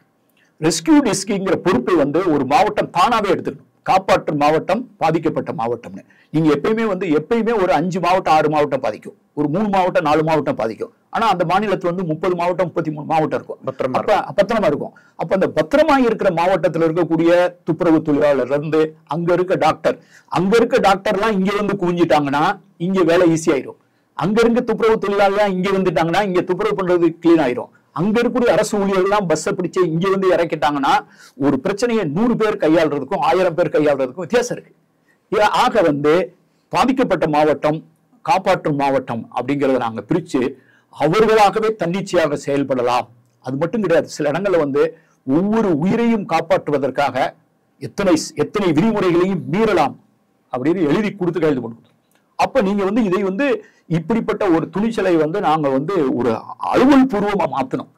அப்ப ஒரு உடல் மொழி மாறும். அதாவது ஒரு மாநிலம் நீண்ட காலமாக இப்படிப்பட்ட பல வகையான இடர்களை சந்திச்சுட்டு இருந்ததுனால ஏதாவது வகையில நமக்கு வந்து ஒரு முழுமையான நிவாரணம் கிடைத்து விட்டால் போதும்ங்கிற ஒரு மனநிலை அந்த அரசுக்கு இருந்ததா? ஆமா, அதனால உங்களுடைய நடவடிக்கைகளுக்கு எல்லாம் முழுமையா ஆதரவு கொடுத்தாங்க. முழுமை, அதுதான் நான் சொல்லணும். இந்த முழு கிரெடிட் வந்து மக்களாட்சி முறையில வந்து மக்களால் தேர்ந்தெடுக்கப்பட்டவர்கள் தான், அவர்கள் தான் தலைவர், அவர்கள் தான் அந்த உரிமை மக்கள் கொடுத்திருக்காங்க. அந்த மக்களால் தேர்ந்தெடுக்கப்பட்ட ஒரு அரசு நம்பிக்கையோடு இதை வந்து என்னங்கிற ப்ரையாரிட்டைஸ் பண்ற தேவை இருக்கு. இது நாங்க எங்களுடைய மக்களுக்கே சொல்லிக் கொடுக்கணும். இப்ப நீங்க சுருக்கமா சொல்றாந்தா, பேரிடர் மேலாண்மை என்பது அரசு இயந்திரம் மட்டும் சார்ந்ததாய் இயங்கும் என்ற சூழலில் இருந்து அது அரசும் சமூகமும், கம்யூனிட்டி, தன்னார்வலும், ஒரு முழு சமூகமும் ஒட்டுமொத்தமாக அரசின் உதவியோடு இணைந்து செய்கிறதா நாங்க மாத்தணும். அதன் மூலமா என்ன இருக்கு, இன்னைக்கு ஒரிசாவில் ஒரு மாநில திட்டம் இருக்கும், ஸ்டேட் டிசாஸ்டர் பிளான், ஒரு மாவட்ட திட்டம் இருக்கும், ஒரு டிஸ்ட்ரிக்ட் மேனேஜர் பிளான் இருக்கும், ஒரு block development, block disaster management, ஒரு வட்டார அளவுல வட்டம் அப்படின்னு சொல்ல வட்டாட்சி அலுவலகத்தில் ஒன்று இருக்கும். ஒவ்வொரு கிராமத்துக்கும் பாதிக்கப்படக்கூடிய இடத்துல நீங்க போய் இன்டர்நெட்ல பாத்தீங்கன்னா தெரியும், வில்லேஜ் டிசாஸ்டர் மேனேஜ்மெண்ட் பிளான் இருக்கும். இந்த வில்லேஜ் டிசாஸ்டர் மேனேஜ்மெண்ட் பிளான்ல கலந்துக்கிறவங்க வந்து மக்கள், அவங்களே உட்காந்து அந்த சைக்ளோன் அப்பெல்லாம் நாங்க பார்த்தோம், திடீர்னு அந்த பக்கத்துல பள்ளி குழந்தைகள் இருக்காங்க, ஒரு 70 பேர் மாட்டிக்கிட்டாங்க. இந்த சைடு நடுவுல ஒரு காட்டாறு போகுது. நாங்க இங்க இருந்து எப்படி அந்த பிள்ளைங்களை கொண்டு வர்றதுன்னு பார்த்தா கயிறு தேடினா கயிறு இல்லை. அந்த பிள்ளைங்களை பத்திரமா கொண்டு வர்றதுக்கு நல்ல வலுவான கயிறு தேவை. அந்த இடத்துல கயிறு இல்லை, பெரிய ஏணி வேணும்னு வச்சுங்க. அந்த இடத்துல உடனே ஏணி இல்லை. அப்ப ஒரு நேரத்துல என்னென்ன இடத்துல இப்படி பிரச்சனை ஏற்படுமோ அப்ப அந்த இடத்துக்கு தேவை ஏணி, அந்த இடத்துக்கு ஒரு கயிறு எப்பயுமே இருக்கணும் அப்படின்னு இந்த மாதிரியான பொருள்கள். அந்த பகுதியில வந்து தனிமனிதர்கள்ட்ட படகு இருக்கும். ஒவ்வொரு தடவையும் அரசாங்க படகு தான் மீட்டு வரும் சொல்ல, அந்த தனிநபர்கள்ட்ட எந்த இடத்துல யார்கிட்ட படகு இருக்கு, அந்த படகுக்காரோட எண்ணம் என்ன, அந்த படகை எங்க நிறுத்தியிருப்பாரு, இப்படின்னு எங்களுக்கு ஒரு டைரக்டரி, படகுக்கு மட்டும் ஒரு டைரக்டரி, அவருடைய எண்ணு, அப்புறம் நாங்க அவங்கள பணியில அமர்த்துறது. இந்த ஒவ்வொரு இடத்துல சில இடங்கள்ல நாங்க ஏணி மட்டும் வாங்கி போட்டோம், கயிறு ஏணியை வச்சோம். ஆக நீங்க எது தேவை அப்படிங்கிறத அதை யார் முடிவு பண்றாங்கன்னா அந்த கிராமமே முடிவு பண்ணுது. அப்ப என்ன நாங்க என்ன சொல்லி கொடுத்தோம்னா, ஒரு பேரிடர் வரும்போது நீங்க உதவிக்காக வானத்தை நோக்கி கையை தூக்குவதை விட உங்கள் கீழே குனிந்து தரையை பார்க்க வேண்டும் அப்படிங்கறத நாங்க ஒரு கருத்தியலா வளர்த்தோம். அதாவது உள்ளூர்ல கிடைக்கக்கூடிய வளங்களை பயன்படுத்தி பேரிடரை அது மட்டும் கிடையாது, உள்ளூரில் கிடைக்கக்கூடிய வளம் அல்லது அரசு கொண்டு வருகிற ஏற்கனவே தரையை சேர்ந்திருக்கணும். அரசே விமானத்திலிருந்து தூங்குறதுக்கும் தரையில ஏற்கனவே வச்சுட்டு காத்திருக்கிறதுக்கும் வித்தியாசம் இருக்குல்ல. அது அரசு சார்ந்ததா இருக்கலாம், மக்கள் சார்ந்ததா இருக்கலாம். ஒண்ணு அதிக எதிர்பார்ப்பு இருக்கக்கூடாதுன்னு முடிவு பண்ணோம். நான் ஒரு முறை இந்த ஒரு அனுபவம் சொல்ல விரும்புறேன். உங்களுக்கு தேவை மீட்டணும். ஒருத்தர் என்கிட்ட சொல்லிட்டு இருக்காரு, நான் ஒரு மாவட்டத்துக்கு பொறுப்பா போயிருக்கேன். அந்த இடத்துல நான் இருந்த ஃபீல்டுல ஹேண்டில் பண்ணும்போது ஒருத்தர் அப்பக்கப்போ தகவல் சொல்லிட்டு இருக்காரு. நான் ஒரு அரசு விடுதியில இருந்து கவனிச்சுட்டு இருக்கேன். சார், எங்க ஊர்ல ஒரு 50-60 பேர் பாதிக்கப்பட்டிருக்காங்க, அவங்கள படகுல அவங்கள மீட்டுட்டு வரும், அவங்களாம் சிரமத்துல இருக்காங்க அப்படிங்கிறார். அப்படியா அப்படின்னு சரி, நான் அதை நோட் பண்ணிக்கிறேன். ரொம்ப சீரியஸா எடுத்து நோட் பண்ணிட்டு கொஞ்ச நேரம் அவர் திருப்பி வர்றாரு, இன்னும் சிரமத்தெல்லாம் இருக்காங்கன்ட்டு. அப்புறம் எப்போ எப்படி தெரியும், நான் போயிட்டு வந்தேன்னாரு. நான் 3வது தடவை பார்த்தேன், நீ எப்படி போயிட்டு வந்தேன்னு கேட்டேன். படகுல தான் போயிட்டு வந்தேன். அப்படின்னா அவங்களை எத்தனை பேரை கூப்பிட்டு வந்தேன்னு கேட்டேன். அவர் சொல்றாரு, சார் நான் காலையில இருந்து உங்களுக்கு ஹெலிகாப்டர் அனுப்ப சொல்லிட்டு இருக்கேன் சார், எங்க ஊர்ல இது வரைக்கும் ஹெலிகாப்டர் காப்பாத்தினதே இல்லை சார் அப்படிங்கிறார். எனக்கு ரொம்ப ஆச்சரியம் போச்சு. என்ன சொல்ற அப்படின்னு கேட்டேன். ஹெலிகாப்டர் பல ஊர்களுக்கு வந்திருக்கு சார், 10-20 வருஷத்துக்கு மேல அந்த ஊருக்கு போச்சு சார், 5 வருஷத்துக்கு மேல இந்த ஊர்ல ஹெலிகாப்டர்ல காப்பாத்தினாங்க. எங்களுக்கு ஹெலிகாப்டர்ல இருந்து இது வரைக்கும் உணவு போட்டதும் இல்லை சார், ஹெலிகாப்டர் யாரையும் தூக்கவும் இல்லை சார் அப்படின்னு அதை ஒரு வருத்தமா சொல்றாரு. ஒரு மாநிலத்தின் மக்களுக்கு இடையில ஒரு பேரிடர் உளவியல், இந்த மாதிரி பேரிடர் உளவியல். அப்ப நான் சொன்னேன், இவரை பிடிச்சி உள்ள போடுறாங்க. அப்ப நீங்க என்ன சொல்ல வேண்டியிருக்குன்னா, ஒருத்தர் காப்பாற்றப்படுறதுலயே நேவி காப்பாற்றணும், விமானப்படை காப்பாற்றணும் எதிர்பார்த்தா அது எவ்வளவு ஒதுப்பாங்க. அந்த உளவியலை நாங்க மாற்ற விரும்புறோம். நாங்க என்ன அதனாலதான் என்ன பண்ணோம், உதாரணத்தை வச்சுங்க, மேல இருந்து எதுவும் வராதுன்னு சொன்னோம். அப்ப நான் 2002 ஃபிளட் அப்ப எங்க முதல்வரை சந்திச்சு நான் சொல்றேன், இந்த 2003 இந்த பேரிடர் வரலாறு காணாத வெள்ளத்தில் ஹெலிகாப்டர்ல இருந்து உணவு போட மாட்டோம். அப்ப தேர்தல் வேற நடந்துட்டு இருக்கு, நகராட்சி தேர்தல் நடந்துட்டு இருக்கு. அப்ப ஒரு கூட்டணி ஆட்சி வேற இருக்கு. அங்க அந்த அமைச்சர் போய் சொல்லிட்டு இருக்காரு, இது பெரிய ரிஸ்க், நம்ம ஊர்ல வெள்ளம்னு வந்துச்சுன்னா ஒரு ஹெலிகாப்டர் 4 ஹெலிகாப்டர் பார்த்தாதான் மக்களுக்கு நம்ம எல்லாம் செயல்படுறோம்னு தெரியும். அதனால இவர் இப்படிதான் சொல்லுவாரு, ஹெலிகாப்டர் பயன்படுத்தானா தப்புன்னு சொல்றாரு. முதல்ல என்கிட்ட சொன்னார் இந்த மாதிரி ஹெலிகாப்டர் பத்தி சொல்றாங்கன்ட்டு. ஒரே நாள்ல அவர் என்கிட்ட 3 தடவை இந்த கேள்வியை கேட்கும் போது நான் என்ன சொன்னேன்னு கேட்டீங்கன்னா, இந்த அனுபவத்தில் 62 கோடி ரூபாய் நம்ம அனாவசியமா பேமெண்ட் பண்ணியிருக்கோம். எங்கெங்க பிரச்சனை இருக்கோ அங்க ஏற்கனவே நான் உணவை நிறுத்திட்டேன். அங்க ஏற்கனவே ஒரு ரெவன்யூ இன்ஸ்பெக்டரோ யாரோ ஒருத்தர் இருக்காங்க. அப்படின்னு இருக்கும்போது நான் ஆபத்தை எதிர்பார்க்கல. ஒருவேளை ஹெலிகாப்டர் வேணும்னா ஒரு ஹெலிகாப்டர் வெஸ்ட் பெங்கால்ல கலைக்குண்டால நிறுத்திருக்கோம், இன்னொரு ஹெலிகாப்டர் விசாகப்பட்டினத்துல இருக்கு. தேவைன்னா 45 நிமிஷத்துல நான் ஹெலிகாப்டர் கொண்டு வந்துருவேன். ஆனால் தேவையில்லாமல் ஹெலிகாப்டரை கொண்டு வர விரும்பவில்லை. ஏன்னா நம் மக்களை ஹெலிகாப்டர் இல்லாமல் காப்பாற்றுவதற்கு பழக்க வேண்டிய தேவை இருக்குன்னு சொன்னேன். அப்ப அரசியல் அப்படிங்கிற தேர்தல் அப்படிங்கிறது முக்கியமா இருந்தா அவர் அதையும் மீறி எனக்கு ஒரு ஆணை இல்ல, நான் நீங்க சொல்ற சரியில்லை, நீங்க ஹெலிகாப்டர் கொண்டு வாங்கன்னு சொன்னா நான் நிறைவேற்றிதான் ஆகணும். ஏன்னா முதல்வர் சொல்லும் போது நீங்க என்ன பண்ண முடியும். அப்ப ஆனா நான் இந்த இதனுடைய தொலைநோக்கு என்ன செய்யணுங்கும் போது அதிகாரிகளுடைய செயல்திறன்ல அவருக்கு அதை அவர் நான் என்ன சொன்னேன்னா, அப்படி ஒரு வேலை இந்த நிர்வாக திறமை இல்லைங்கிறதுனால யாருடைய உயிராவது போகிறதுன்னு சொன்னா முதல்ல என்னையே தூக்கிலே போட்டுலாம் கூட நான் சொன்னேன். அந்த அளவுக்கு விட்டுற மாட்டோம். ஆனால் நீங்க சொன்னீங்கன்னா விமானத்தை கொண்டு வந்துடுறோம். ஆனால் இதுதான் உண்மை, இதை நம்ம செய்ய வேண்டியிருக்குங்க, தேவையே இல்லைனார். நீங்க ஹெலிகாப்டரை கொண்டு வர வேண்டாம், இதை நம்ம சமாளிப்போம். அந்த ஹெலிகாப்டர் இல்லாம வரலாறு காணாத புயலை வெள்ளத்தை சமாளிக்க முடியும் அப்படிங்கிறத நாங்க முதல்ல சொன்னோம் மக்களுக்கு. அப்ப இது ஒரு உடல் மொழி. மக்களை எதுக்காக பழக்கிறீங்க? இன்னும் உதாரணத்தை வச்சுங்க, ஒவ்வொரு கிராமத்திலையும் எவ்வளவு அதிகபட்சம் வெள்ளம் போகுது. இப்ப இந்த வெள்ளம் வரும்போது உங்களுக்கு என்ன பிரச்சனைன்னு கேட்டீங்கன்னா, வெள்ளம் வடிஞ்சிடும். ஆனா இருக்கிற பைப் இருக்கு பாத்தீங்களா, கிணத்தெல்லாம் தண்ணி மூடிடும். அந்த ஆத்து வெள்ளமா அல்லது குளத்துல இருக்கக்கூடிய அழுக்கு தண்ணி எல்லாம் அந்த கீழே இருக்கக்கூடிய கிணத்து மேல ஓடிடும். அப்ப அந்த கிணறு தண்ணி பொல்யூட் ஆயிரும். கீழே இருக்க அடி பைப்பு இருக்கு பாத்தீங்களா, அந்த அடி பைப்புக்கு மேல தண்ணி ஓடிடும். அப்ப அந்த அடி பைப்பினுடைய சோர்ஸ் பொல்யூட் ஆயிரும். அப்ப என்ன கொஞ்சம் முடிஞ்ச உடனே காலரா, இந்த மாதிரி வயிற்றுப்போக்கு, இந்த மாதிரியான வியாதிகள்லாம் தொடங்கும். இந்த மாதிரி வியாதியில செத்தவங்க நிறைய பேர், வயிற்றுப்போக்குல அல்லது வெள்ளத்தால செத்தவங்கள விட இந்த கிணத்து மேல எல்லாம் வெள்ள தண்ணி போயிடும். அப்புறம் வந்து சின்ன இருக்க அடி பைப்பு எல்லாம் அதுக்கு மேல தண்ணி போயிடுச்சுன்னா அந்த பைப்பு உள்ள இருக்க தண்ணி எல்லாம் கெட்டு போயிடும். அதுக்கு பின்னால அந்த தண்ணியை குடிச்சா வயிற்றுப்போக்கு இந்த மாதிரி பிரச்சனை. அதுதான் பெரிய இதுக்கான விடை வந்து எல்லாருக்கும் மினரல் வாட்டர் கொடுக்கறது கிடையாது. அப்ப நாங்க என்ன பண்ணோம், அதிகபட்சம் ஒரு ஊர்ல வந்து எவ்வளவு தண்ணி போயிருக்கு கடைசியா 20 வருஷத்துக்கு முன்னால 30 வருஷத்துக்கு மேல அந்த உயரத்துக்கு மேல ஒரு இடத்துல பைப் இருக்கும்படியா ஒரு கார வீட்லயோ எங்கேயோ அந்த கிராமத்துக்குள்ள ஒரு வீட்லயோ 2 வீட்லயோ அதுக்குன்னு தனியா குழா போட்டு அந்த பைப்பு செவுத்த ஒட்டி அந்த பைப்பை மேல கொண்டு போய் அப்புறம் அந்த கூரையில வந்து அந்த மொட்டை மாடியில இருக்கக்கூடிய அந்த அடிப்பைப்பை வச்சு அதுல ஒருத்தர் மேலே உட்காந்து தண்ணி அடிச்சு விட்டு கீழே பைப்ல வாளியில கொடுத்து எல்லாரும் வீட்டுக்கு எடுத்துட்டு போற மாதிரி சில இடங்கள்ல அது உதவியா இருந்தது. நான் இதுக்காக சொல்றேன்னு கேட்டீங்கன்னா, இதுக்கான நிறைய இடங்கள்ல வந்து நாவல் சொல்யூஷன்ஸ், அதுக்கு ஒரு புதுமையான தீர்வுகளை கண்டுபிடிக்க வேண்டிய தேவை இருக்கு. நம்ம பேசிட்டு இருக்கும்போது ஒன்று சொன்னோம், நீங்க உங்களுடைய கேள்வி அதுவா தான் இருந்தது. 1999 10,000 பேரை புயல்ல இழந்தோம். 2013 காலகட்டத்துல ஒரு ஒற்றை இலக்கத்துல தான் உயிரிழப்பு இருக்கு. இதை வந்து வெளிநாடுகள் ஐநா சபையில இருந்து எல்லாம் சான்றிதழெல்லாம் கொடுத்துருக்காங்க, பாராட்டியிருக்காங்க. இது எப்படி சாத்தியமானது அப்படிங்கிறத. அதுக்கு மெயின் காரணம் வந்து ஆபத்தினுடைய வழியிலிருந்து அது பாதிக்கப்படக்கூடிய மக்களை வந்து அந்த ஆபத்தினுடைய வழியில ஃப்ரம் தி வே ஆஃப் டேஞ்சர்ல இருந்து நகர்த்தி கொண்டு போறது. உங்க அந்த விகனும் கண்ட்ரோல் ஓவர் தி சைக்ளோன் மேல நம்ம கண்ட்ரோல் கிடையாது, புயல் மேல கண்ட்ரோல் கிடையாது.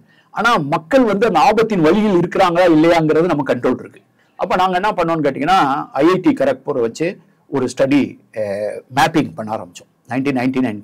உங்களுக்கு ஞாபகம் இருக்கும், 1990 அந்த 90ல இருந்து கடைசி டிக்கெட் இருக்கு பாத்தீங்களா, 90ல இருந்து 2000 வரைக்கும் 99 வரைக்கும் அதை வந்து இன்டர்நேஷனலா டிசாஸ்டர் மேனேஜ்மெண்ட் டிக்கெடா இது பண்ணாங்க. அப்ப அந்த காலகட்டத்திலே இதை பத்தி அதுலயே 1999 கற்றுக் கொடுத்த பாடத்தின் அடிப்படையில ஐஐடி கரக்பூர்லாம் வச்சு ஸ்டடி பண்ணோம். எங்களுடைய நோக்கம் என்னவா இருந்ததுன்னு கேட்டீங்கன்னா, இந்த 480 கிலோமீட்டர் நீளம் உள்ள இந்த கடற்கரையில இந்த புயலுக்கு ஆளாகக்கூடிய பகுதிகள், வரலாற்றுப்புறம் ஆயிருக்க பகுதிகளில் ஒரு கடலுடைய அந்த விளிம்பு பகுதியிலிருந்து கடற்கரையிலிருந்து 10 சதுர கிலோமீட்டர் பகுதியில் இருக்கக்கூடிய யாருமே, அந்த ஆபத்துக்குள்ள ஜோன்ல இருக்கவங்க யாருமே வந்து தேவைப்பட்டா வந்து பாதுகாப்பான ஷெல்டர் கொண்டு போயிடும். அந்த ஷெல்டர்ல எல்லா வசதியும் இருக்கணும், மருத்துவ வசதி, தண்ணி, சமையல் பண்றதுக்கு எல்லா வசதியும் ஒரு ஷெல்டர் இருக்கணும்.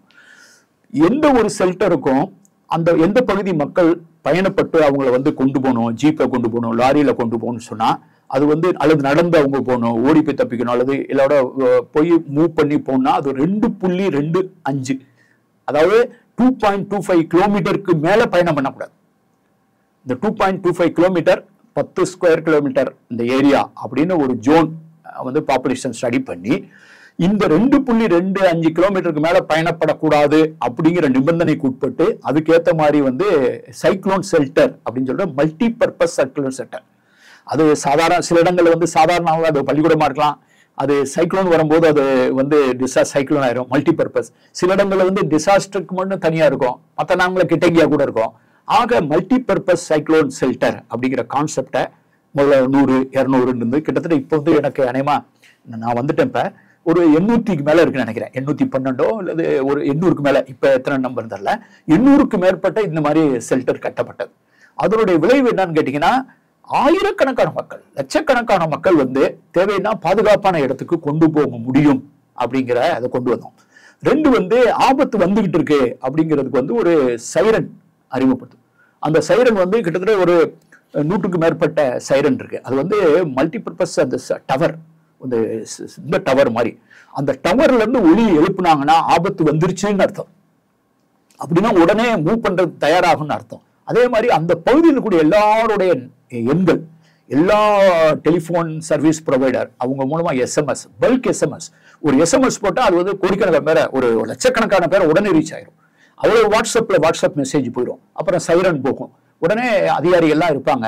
நீங்க வந்து இந்த 2012-13 அந்த மாதிரி சம்பவங்கள்லாம் நடக்கும்போது ஒரு 24 இருந்து 30 மணி நேரத்துக்குள்ள வந்து ஒரு 1 மில்லியன் பீப்புள், 10 லட்சத்துக்கும் மேற்பட்ட மனிதர்களை வந்து பாதுகாப்பான இடத்துக்கு கொண்டு செல்ல முடியும். இந்த இந்த இந்த லெசனே நாங்க கத்துக்கிட்டது வந்து, பிராக்டிக்கலா கத்துக்கிட்டது வந்து 2000 நம்ம சுனாமி வந்து பாத்தீங்கன்னா தமிழ்நாட்டுல 2004 டிசம்பர் 25, 26 இந்த சுனாமி வரும்போது அது ஒரு விடுமுறை நாள் நினைக்கிறேன். ஞாயிற்றுக்கிழமை. ஆமா, விடுமுறை நாள். நான் வந்து பார்க்ல நடந்துட்டு இருக்கேன். இதை பத்தி செய்தி வந்து இந்த மாதிரி சுனாமி அப்படிங்கிற கேள்விப்பட்டவன நாங்க அவசர அவசரமா ஓடி போய் இதுக்கு என்ன பண்றது. அப்ப நான் வந்து பேரிடர் மேலாண்மையினுடைய ஆணையாரா இருக்கேன். உடனே எங்கள்கிட்ட ஒரு போன் இருந்த, ஒரு சேட்டலைட் போன் வந்து இருந்தது. இந்த 1999 சைக்கிளோன்ல இரிடியம் போன் அப்படின்னு சொல்லி வெளிநாட்டுல இருந்து ஒரு 13 போன் மட்டும் இருந்தது அப்ப 99 சைக்கிளோன்ல. அந்த 13 போன்ல வந்து ஒண்ணு முதலமைச்சர்கிட்ட, ஒண்ணு அப்ப இருந்த SRC கிட்ட, சீஃப் செக்ரட்டரிட்ட, என்கிட்ட ஒரு போன் இருந்துச்சு. நான் இருந்த மாவட்டத்துல என்கிட்ட அந்த ஒரு போன் இருந்துச்சு. அந்த போன் ரொம்ப நாள், அது உலகத்துல எங்க வேணாலும் பேசலாம். அது இரிடியம் போன் ஒரு போன் இருந்தது, சேட்டலைட் போன். அதுக்கு பிறகு நாங்க சேட்டலைட் போன்லாம் வாங்கி வச்சிட்டோம். எனக்கு எல்லாம் ஞாபகம் இருக்கு. அந்த ஞாயிற்றுக்கிழமை அலுவலகத்துக்கு வந்து அந்த போனை எடுத்துட்டு வந்து வெளியில அந்த எங்களுடைய லான்ல வச்சு நாங்க தொடர்பு கொள்ள ஆரம்பிச்சோம். அப்ப எங்களுக்கு என்ன சந்தேகம், அந்த சுனாமி நாங்க கேள்விப்பட்டதே இல்லை. ஒருவேளை தமிழ்நாட்டுல பாதிச்ச சுனாமி திருப்பி வருமா, திருப்பி எத்துக்குள்ளக்கு வராம இருக்குமா, அல்லது நம்மளை பாதிக்காம இருக்குமா அப்படிங்கிறது எங்களுக்கு தெரியல. அதனால முதல்வர் சந்திச்சு நாங்க என்ன பண்ணோம், இதுக்கு ரெடி ஆகணும் அப்படின்னு முடிவு பண்ணோன்னே, ரொம்ப கடலுக்கு பக்கத்துல இருக்கிறவங்கள, எங்களுக்கு சுனாமி வருதோ வரலையோ, எங்களுக்கு ஒரு குறிப்பிட்ட ஃபியூ ஹவர்ஸ்க்குள்ள இத்தனை ஆயிரம் பேரை நாங்க வந்து எங்களால் இன்னொரு பாதுகாப்பு இடத்துக்கு கொண்டு போக முடியும் அப்படிங்கிறத எங்களுக்கே சொல்லிக்கிறதுக்காக நாங்க வந்து மூவ் பண்றதுக்கு ஆர்டர் பண்ணோம். ஒரு சில மணி நேரங்களில் வந்து நாங்க ஒரு 50,000 பேரை கொண்டு போக முடிஞ்சது. ஆனா ஒன்றும் எங்களை பாதிக்கப்படல. ஆனா நாங்க என்ன பண்ணோம், உடனே அப்பயே வந்து ஒரு நகராட்சி மாநகராட்சியினுடைய ஒரு கல்யாண மண்டபத்தை அதை உடனே நாங்க எடுத்து டேக் ஓவர் பண்ணி முதல்வர் சந்திச்சு, ஒவ்வொரு முறையும் நம்ம வந்து மற்ற மாநிலங்கள் தான் நமக்கு ஹெல்ப் பண்ணுது. இப்ப நம்ம வந்து சுனாமியில பாதிக்கப்படல, அப்ப வந்து மற்றவங்களுக்கு ஹெல்ப் பண்ணலாம்னு சொன்னா முதல்வர் வந்து 2 கோடி ரூபாய் உடனே ஒரு நிவாரண தொகையில் வந்து நாங்க வந்து மெட்டீரியல் ஒரிசாவில் இந்த நடந்ததுதான் எப்படி நாங்க காப்பாற்றுவோமோ அது மாதிரி இங்க அந்தமான் நிக்கோபாருக்கு அனுப்புறதுக்காக நாங்க ஒவ்வொருத்தவங்களுக்கு போடுற மாதிரி. இப்ப நீங்க வந்து கப்பல்ல போய் டன் கணக்குல போய் நீங்க போய் அந்த அரிசியை இறக்கிட்டு வைங்க, நிக்கோபார் தீவுகள்லையும் அந்தமான்லயும் அதை யாரு பொட்டணம் போட்டு எப்படி டிஸ்ட்ரிபியூட் பண்றது, அங்க அதான பிரச்சனை இன்னும்.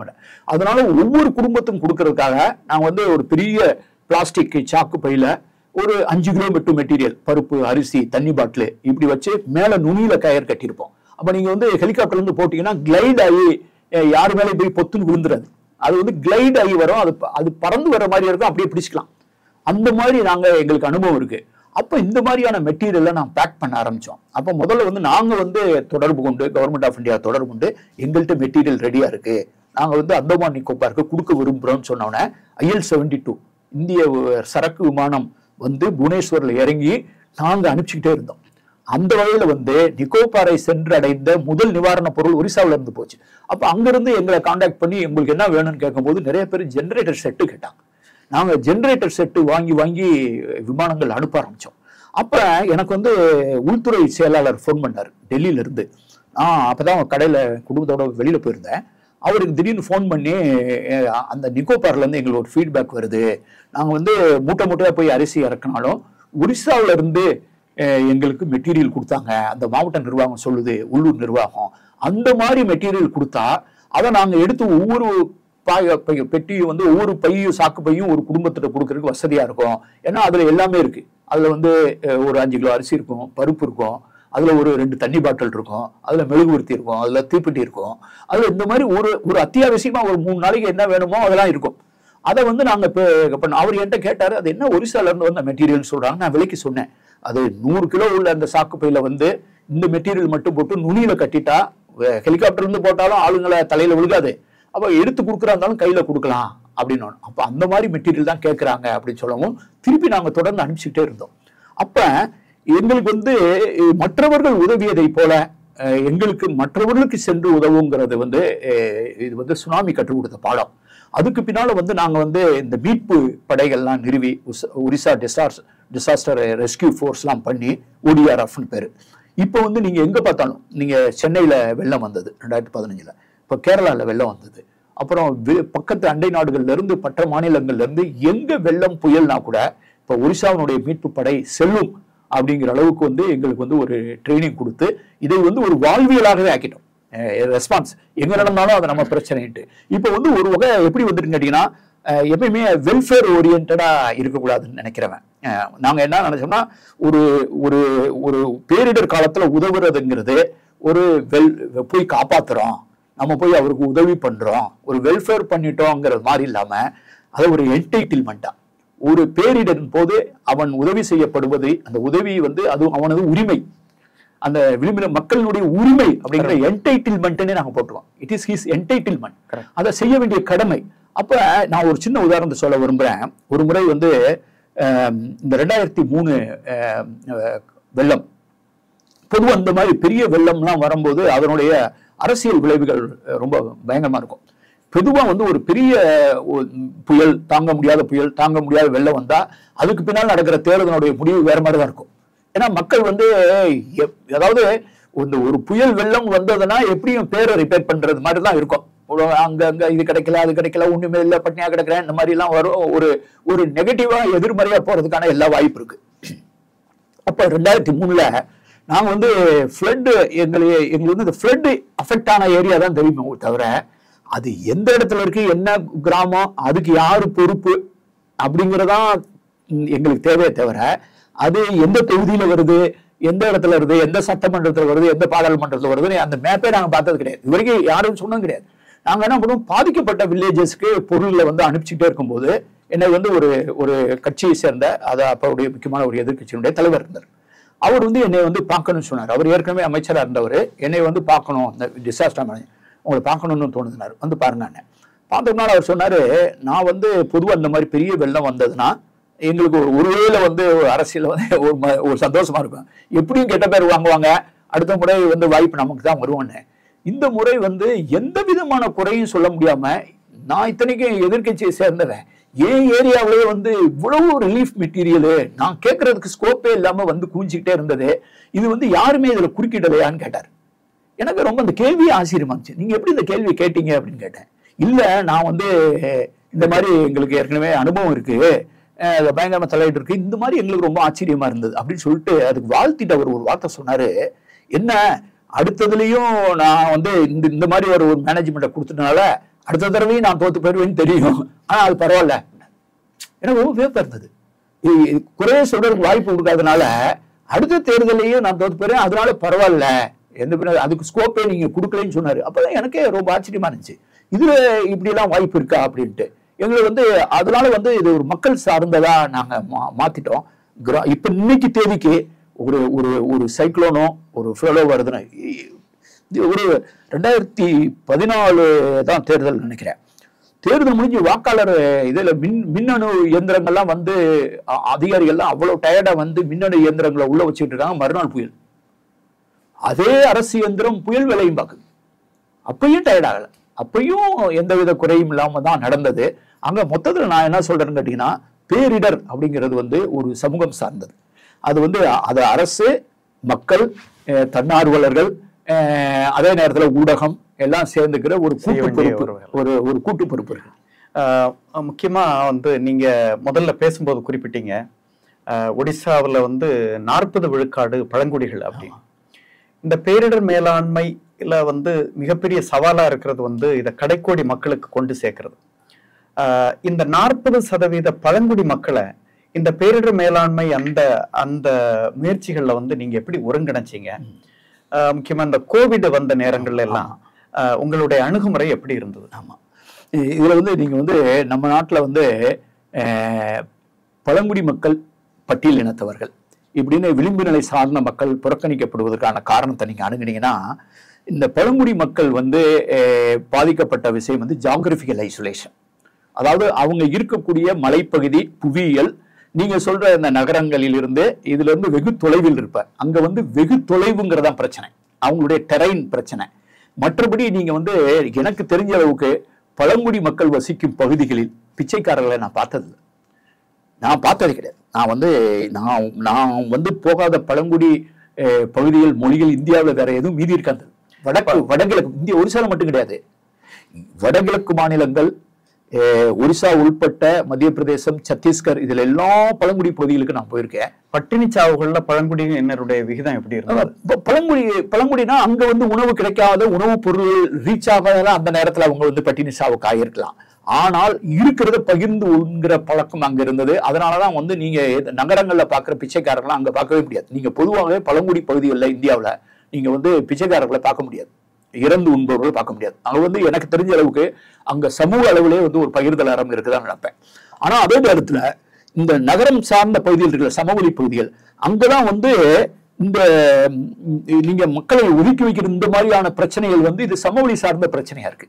அங்க வந்துதான் வந்து பக்கத்து பக்கத்துல தான் இருப்பான், ஆனா இந்த சமூக இடைவெளி தூரமா இருக்கும். அங்க வந்து ஜியோகிராபிக்கல் டிஸ்டன்ஸ் அந்த ஐசோலேஷன் தவிர வேற பிரச்சனை கிடையாது. இங்க வந்து வேற வகையான சமூகவியல் பிரச்சனை இருக்கு. இந்த அளவுக்கு ஏன்னா ஒவ்வொரு பழங்குடி மனிதனுமே எனக்கு தெரிஞ்ச அளவுக்கு அந்த மலைக்கு தன்னை தான் ராஜாவா உணர்றான். அவன் தன்னுடைய அந்த மலையினுடைய அரசனா தன்னை உணர்றான். அவனுக்கு வந்து சுயமரியாதையோ தன்மான இழப்பே அவனுக்கு கிடையாது. நெய்தல்லையும் அதே மாதிரிதான் பாப்பீங்க. ஆமா ஆமா, அந்த நெய்தல்லையும் தன்மான இழப்புங்கிறது கிடையவே கிடையாதுங்க. அதனால வந்து அவங்க மற்றபடி நீங்க போய் அந்த அந்த அந்த ஜியோகிராபிக்கல் ஐசோலேஷனை ஹேண்டில் பண்ணிட்டீங்கன்னா உங்களுக்கு பிரச்சனை கிடையாது. அவன் வந்து உங்கள்கிட்ட கோதுமை கேட்கல. ஆனா நம்ம பிரச்சனை என்னவா இருந்தது, பஞ்சாப்ல இருந்து கோதுமை வரும், ரயில்ல வரும், வந்து இங்க கிட்டங்கில அடைஞ்சு கிடக்கும். அப்போ வந்து அரிசி பஞ்சாப்ல இருந்து வரும், வேற இடத்துல இருந்து வரும். இப்ப நாங்க வந்து ஒரிசாவிலே வந்து உபரியா 3வது பெரிய அரிசி உற்பத்தி இடமா ஆயிருச்சு. இப்போ மற்ற மாநிலங்களுக்கு அரிசி கொடுக்குது. ஆனால் அந்த பழங்குடி மக்களுடைய தானியம் எதுவா இருந்தது, வரகும் திணையும் கேழ்வரகும் தான் இருந்தது. ஆனா அதுக்கு நம்ம எந்த உதவியாவது பண்ணியிருக்கோமா, இந்த அரசு திட்டமாவது இருந்ததா? இல்ல. நீங்க வந்து கரும்புக்கு கிடைக்கிற மானியமோ அல்லது நெல்லுக்கு கிடைக்கிறதோ அல்லது கோதுமை கிடைக்கிறதே கிடையாது. இதை நாங்க அந்த நேரத்திலே பண்ணி இந்த இந்த இந்த இந்த ஒதுக்கப்பட்ட அல்லது நீங்க இந்த வரகும் திணைன்னு சொன்னாருல, எனக்கு பிடிச்ச 4 உணவு தாண்டான்னு சொன்னல, அந்த உணவுக்கு வந்து அரசு சார்ந்த உதவிகள் இல்லை. ஏன்னா இந்த விலைங்கிற உத்தரவாதம் இல்லாம இருந்தது. அப்ப நாங்க வந்து அப்பதான் வந்து மில்லட் மிஷன் அப்படின்னு ஒரிசா தான் தோற்றுனது. அது இன்னைக்கு இன்டர்நேஷனல் விஷயமாகி பல இடங்கள்ல வந்து அவங்களுடைய தானியம் கிடைக்குது. நம்ம I am coming to the disaster management point of view. இந்த கொரோனாவில் நீங்க ஒரு உதாரணம் எடுத்துங்க. உத்தரல நீங்க இன்டர்நெட்ல கூகுள் பண்ணா கூட தெரியும். அது வந்து வைரல் ஆச்சு அந்த படம். எங்களுக்கே வியப்பாயிடுச்சு. ஒரு இன்டீரியர் இருக்கக்கூடிய பழங்குடி மக்களுக்கு எவ்வளவு தகவல் போய் சேர்ந்திருந்தா அங்க இருக்கிற ஒரு அடிப்பைப்புல ஒரு 5 பெண்கள் தண்ணி எடுக்கிறதுக்காக காத்திருக்கிறவங்க அந்த வட்டம் ஒரு சோசியல் டிஸ்டன்ஸ் மெயின்டைன் பண்றேன்னு சொல்லுவாங்களே, அந்த தூரம் அப்படியே வெள்ளை அந்த இதுல கோடு போட்ட அந்த வட்டத்துக்குள்ள 5 பேர் நிக்கிற போட்டோ வந்து வைரல் ஆச்சு. அப்ப நீங்க வந்து விழிப்புணர்வுக்கும் படிப்புக்கும் சம்பந்தம் கிடையாது. அப்ப அந்த சமூக பொறுப்புணர்வை அந்த அளவுக்கு, ஏன்னா நாங்க வந்து ஒரு அவங்களோட உரையாடலை வந்து ஒரு சமூகத்தின் உரையாடலா கட்டமைச்சதுனால கட்டுக்கோப்பு மிகுந்த சமூகம். கட்டுக்கோப்பு வந்து அது மட்டும் இல்லாம இன்னொன்னு நான் வந்து சொல்லிக்கிற விரும்புறேன். இந்த பெருந்தொற்று வந்தப்ப, இந்த பெருந்தொற்று நான் வந்து முதல்வருடைய தலைமை ஆலோசகரா இருந்து நான் ஹேண்டில் பண்ணோம். இந்த பெருந்தொற்றுல வந்து ஒரிசா மாநிலத்துல தன்னுடைய பாக்கெட்ல இருந்து ஒரு மருத்துவமனையில அனுமதியாகி தன் கையில இருந்து ஒரு நயா பைசா யாரும் செலவழிக்கல. அதனுடைய எல்லா செலவுகளையும் வந்து அரசு ஏற்பதாக நாங்க முடிவு பண்ணியிருந்தோம்.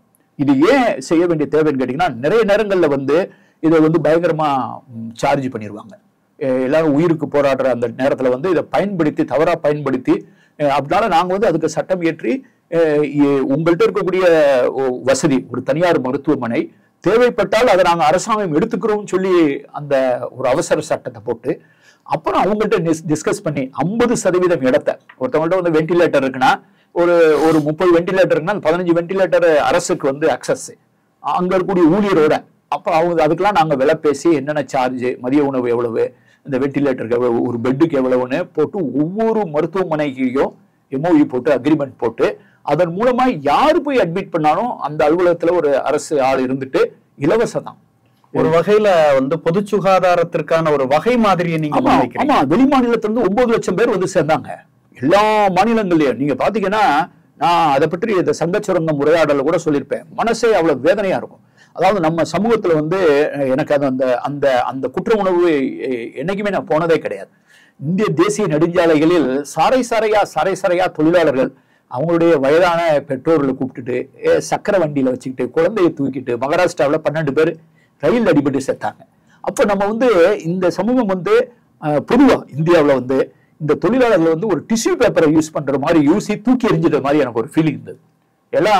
அப்பெல்லாம் எல்லாரும் ஓடிடியில பார்த்துக்கிட்டு இந்த சினிமா அந்த சினிமா பார்த்துக்கிட்டு ஆன்லைன்ல ஆர்டர் பண்ணி வரவழைச்சு சாப்பிட்டுக்கிட்டு இருந்தமே தவிர இத்தனை லட்சக்கணக்கான பேர் வந்து ஏன் தேசிய நெடுஞ்சாலையில் நடந்து போறாங்கிற கேள்வி இருக்குல்ல, அந்த கேள்விக்கு யார் பதில் சொல்றது?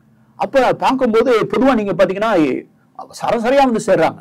அப்போ வந்து அங்க இருக்கக்கூடிய தொழிலாளர்கள் இந்தியாவினுடைய பல பகுதியிலிருந்து வரும்போது அது கேரளாவா இருந்தாலும் சரி, தமிழ்நாடா இருந்தாலும் சரி, பெங்களூர்ல ரயில்ல ஏறும் போதே நாங்க வந்து எந்த ரயில் பெட்டியில் எத்தனை பேர் இருக்காங்க, அவங்களுடைய பேர் என்ன, 70 பேரா 80 பேரா, ஒவ்வொருத்தருடைய பேரு, மொபைல் நம்பரு, அவர் எந்த ஊரை சேர்ந்தவர், எந்த இடத்துல இறங்குவாருன்னு சொல்லி அவங்க முதல் எங்களுக்கு வந்து முதல் வந்து சேர்ந்தது கேரளாவில இருந்து வந்த ரயில், தமிழ்நாட்டில இருந்து வந்தது, கர்நாடகாவில் வந்தது. அந்த தொழிலாளர்களை வந்து இந்த சமூகம் தாங்கி பிடிக்கும் அப்படிங்கிறதுக்காக நாங்கள் வந்து சிவப்பு கம்பளத்தை விரிச்சோம். ரயில்வே ஸ்டேஷனுடைய பிளாட்ஃபார்ம்ல சிவப்பு கம்பளத்தை விரிச்சு மூத்த ஐஏஎஸ் அதிகாரிகள் அவங்கள ரிசீவ் பண்ணி வெளியில வந்து அதுக்குள்ளே எங்களுக்கு ஏற்கனவே அட்ரஸ் இருக்கும். அவர் எந்த மாவட்டத்துக்கு போகணும், எந்த தாலுக்காவுக்கு போகணும், எந்த பிடிஓ சேர்ந்தவர், அங்கிருந்து ஆம்புலன்ஸ், ஆஸ்பத்திரி, அவங்களுக்கு உண்டு வேண்டிய உணர்வு, இந்த மாதிரி. அதே மாதிரி ஒரிசாவை கடந்து செல்கிற அவர் எந்த மாநிலத்தை சேர்ந்தவராக இருக்கலாம், அவர் வந்து ஆந்திராவில இருந்து ஒரு மேற்கு வங்கத்தை நோக்கி நடந்து போகலாம், அல்லது ஜார்க்கண்டை நோக்கி நடந்து போகலாம். ஆனால் ஒரிசா எல்லைக்குள் நுழைந்து விட்டால் நாங்கள் போலீஸ் வச்சு அவங்களை ரிசீவ் பண்ணி அந்த தேசிய நெடுஞ்சாலைகளில் யாருமே நடக்கக்கூடாது அப்படின்னு சொல்லி அவர் எந்த மாநிலத்தை சேர்ந்தவராக இருந்தாலும் சரி அப்படி நாங்கள் வந்து ஹேண்டில் பண்ணோம். இதற்கான வாய்ப்பு கிடைச்சது அப்படிங்கிறதா நான் வந்து ஒரு என்னுடைய பணி அனுபவத்தில் நான் வந்து ஒரு பேரிடர் மேலாண்மை, தேர்தல் மேலாண்மை, நிதி மேலாண்மை, சுற்றுலாத்துறை, பண்பாட்டுத்துறை, இப்படி பல துறைகளில் பணியாற்றிருந்தா கூட நான் வந்து ரொம்ப விரும்பி நெசிச்சு ஈடுபாட்டா நான் நினைச்சது வந்து பேரிடர் மேலாண்மை. அது வந்து அந்த பேரிடரின் போதுதான் வந்து எனக்கு என்னமோ தோணும், ஒரு சமூகம் வந்து அவங்களுக்குள்ள இருக்கக்கூடிய மிக நல்ல குணங்களும் அப்பதான் வெளிப்படும், மிக அவங்களுடைய தாழ்வான செயல்பாடுகளும் அப்பதான் நானும் அடிக்கடி ஒரு டிசாஸ்டர் தான் ஒரு மனுஷனுக்குள்ள இருக்கக்கூடிய விலங்கையும், ஒரு மனுஷனுக்குள்ள கூடிய மனிதனையும், அவனுக்குள்ள இருக்கக்கூடிய வில்லனையும், அவனுக்குள்ள இருக்கக்கூடிய கதாநாயகனையும் வெளிப்படுத்துறது தான். அப்பதான் வந்து அப்பதான் தெரியும் நீங்க ஒருத்தன் வந்து ஒரு சமூகம் எப்படி இருக்கு, ஒருத்தன் யாரு நிஜத்துல என்னன்ட்டு. ஒரு சமூகத்தின் பலவீனங்கள் ஒரு பேரிடர் சூழல்ல தான் வெளியே தெளிப்படும். ஒரு சமூகத்தின் கட்டுமானத்தின் பலவீனங்கள். ஆமா, ஒரு ஆற்றல் படுத்தப்பட்ட, அதிகாரப்படுத்தப்பட்ட ஒரு சமூகம் பேரிடரை எளிதில் எதிர்கொள்ளும். ஆமா, அதிலிருந்து எளிதில் மீண்டு வரும். அச்சம் இருக்காது. நாம இந்த விஷயங்களை வந்து நம்ம ஒரு நாட்டுல குடியிருக்கிறோம், வாழ்றோம். ஆனா வேறு வேறு மாநிலங்கள்ல பல்வேறு பண்பாட்டு பின்னணிகள்ல வந்து நம்ம வாழ்ந்துட்டு இருக்கிறோம். இங்க உங்களோடு உரையாடும் போது எனக்கு தோணக்கூடிய விஷயம் வந்து, நீங்க பல்வேறு துறைகள்ல வந்து பணியமர்த்தப்படும் போது அந்த துறை சார்ந்த விஷயங்களை வந்து அணுக தொடங்குறீங்க, அந்த அனுபவங்கள்ல இருந்து பாடங்களை எடுத்துக்கிறீங்க. குறிப்பா இந்த பேரிடர் மேலாண்மைங்கிற துறையில வந்து உங்களுடைய இந்த பண்பாட்டு வாசிப்புகள் இருக்கு இல்லைங்களா, இந்த பண்பாட்டு வாசிப்புகளை வந்து நீங்க பேரிடர் மேலாண்மையில வந்து இன்டகிரேட் பண்றதை வந்து உங்களுடைய உரையாடல்களை நான் பாக்குறேன். இது ஒரு வித்தியாசமான ஒரு அணுகுமுறை. ஒரு ஆய்வு பார்வையோடு களத்தின் அனுபவங்களை அறிவுத்தளத்திற்கு எடுத்து வருவது, அறிவுத்தளத்திலிருந்து அதை களத்திற்கு மீண்டும் எடுத்து செல்வது, அப்படியான ஒரு மீண்டும் பேக் அண்ட் ஃபோர்த் மீண்டும் மீண்டும் போற ஒரு அணுகுமுறை உங்களுக்கு இருக்குது. இது குறிப்பா வந்து இப்போ ஒடிசாவை எடுத்துக்கிட்டா அதனுடைய கடற்கரைகள், இன்னும் தமிழ்நாட்டு கரைக்கு வந்தா, ஆந்திரா கரைக்கு வந்தா அங்கே இருக்கக்கூடிய கடற்கரை பகுதிகள், புயலோடு சேர்ந்து நீங்க வேலை செய்ததுனால அந்த ஒரு புயல் எப்படி கடற்கரையை தாக்கும், அந்த பகுதி எப்படி அதிகமான பாதிப்புகளுக்கு உட்படுத்தும், இந்த விஷயங்கள் எல்லாம் நீங்க கவனிச்சிருப்பீங்க. இதெல்லாம் நீங்க மீண்டும் மீண்டும் நீங்க வந்து அந்த சங்க இலக்கியத்திலிருந்தும் முக்கியமான அந்த இலக்கிய பதிவுகள்ல இருந்து நீங்க மேற்கோள் வந்து பயன்படுத்துறீங்க. இந்த ஒரு சமூக அறம், பழங்குடிகளை பத்தி பேசும்போது அவர்களுடைய அந்த கட்டுக்கோப்பான வாழ்க்கை, இயற்கையின் அறம், அதை பத்தி எல்லாம் பேசுறீங்க. இது ஒரு அருமையான ஒரு காம்பினேஷன் நினைக்கிறேன். இப்போ அந்த பனிக்காலத்திலிருந்து, அந்த தீவிர பனிக்காலத்திலிருந்து வெளியே வந்த பிறகு அந்த வாழ்க்கையை நீங்க எப்படி திரும்ப பாக்குறீங்க? நீங்க அருமை, அந்த கேள்வி ரொம்ப என்னைய ரொம்ப அருமையான கேள்வி மட்டும் கிடையாது, அது என்னை ரொம்ப மகிழ்ச்சிக்கும் உள்ளாக்குது. இந்த கேள்வி வந்து மிக முக்கியமான கேள்வி. என்னுடைய வாசிப்பு, இலக்கிய வாசிப்பு, பண்பாட்டு சிறந்த வாசிப்பு என்னை இது எந்த அளவுக்கு என்னை வந்து கூர்மைப்படுத்திருக்கு அப்படிங்கும்போது, நான் தமிழ் தவிர வேறு எதுவுமே படித்தது கிடையாது. உங்களுக்கு தெரியும், நான் வந்து ஒரு தமிழ் இலக்கிய மாணவன் தான் என்னை அறிமுகப்படுத்துங்க. நான் ஒரு 15 புத்தகம் எழுதியிருக்கேன். எந்த புத்தகத்தினுடைய அட்டையிலேயே வந்து ஆர் பாலகிருஷ்ணன் ஐஏஎஸ்ன்னு இருக்கவே இருக்காது. நான் எங்கேயுமே என்னை தெரியும், நான் வேலை பார்த்து ஓய்வு பெற்றிருக்கேன்னு சொல்லுவேன்.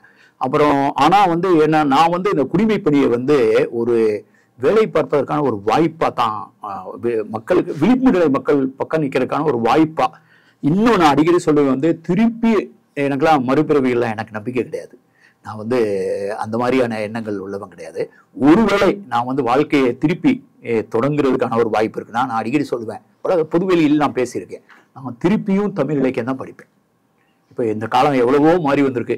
இப்போ வந்து ஐடி ரெவல்யூஷன் வந்திருக்கு, ஆர்டிஃபிஷியல் இன்டெலிஜென்ஸ் வந்திருக்கு, செயற்கை நுண்ணறிவை பற்றி பேசுகிறோம், இவ்வளோ வளர்ந்துருக்கு, அமெரிக்காவில் போய் வேலை பார்க்கலாம், அங்கே போய் வேலை பார்க்கலான்னு இருந்தால் கூட நான் இன்னைக்கு என்னுடைய வாழ்க்கையை திருப்பி தொடங்கணும்னு சொன்னால் நான் இளங்கலை தமிழ் தான் படிப்பேன், முதுகலை தமிழ் தான் படிப்பேன்.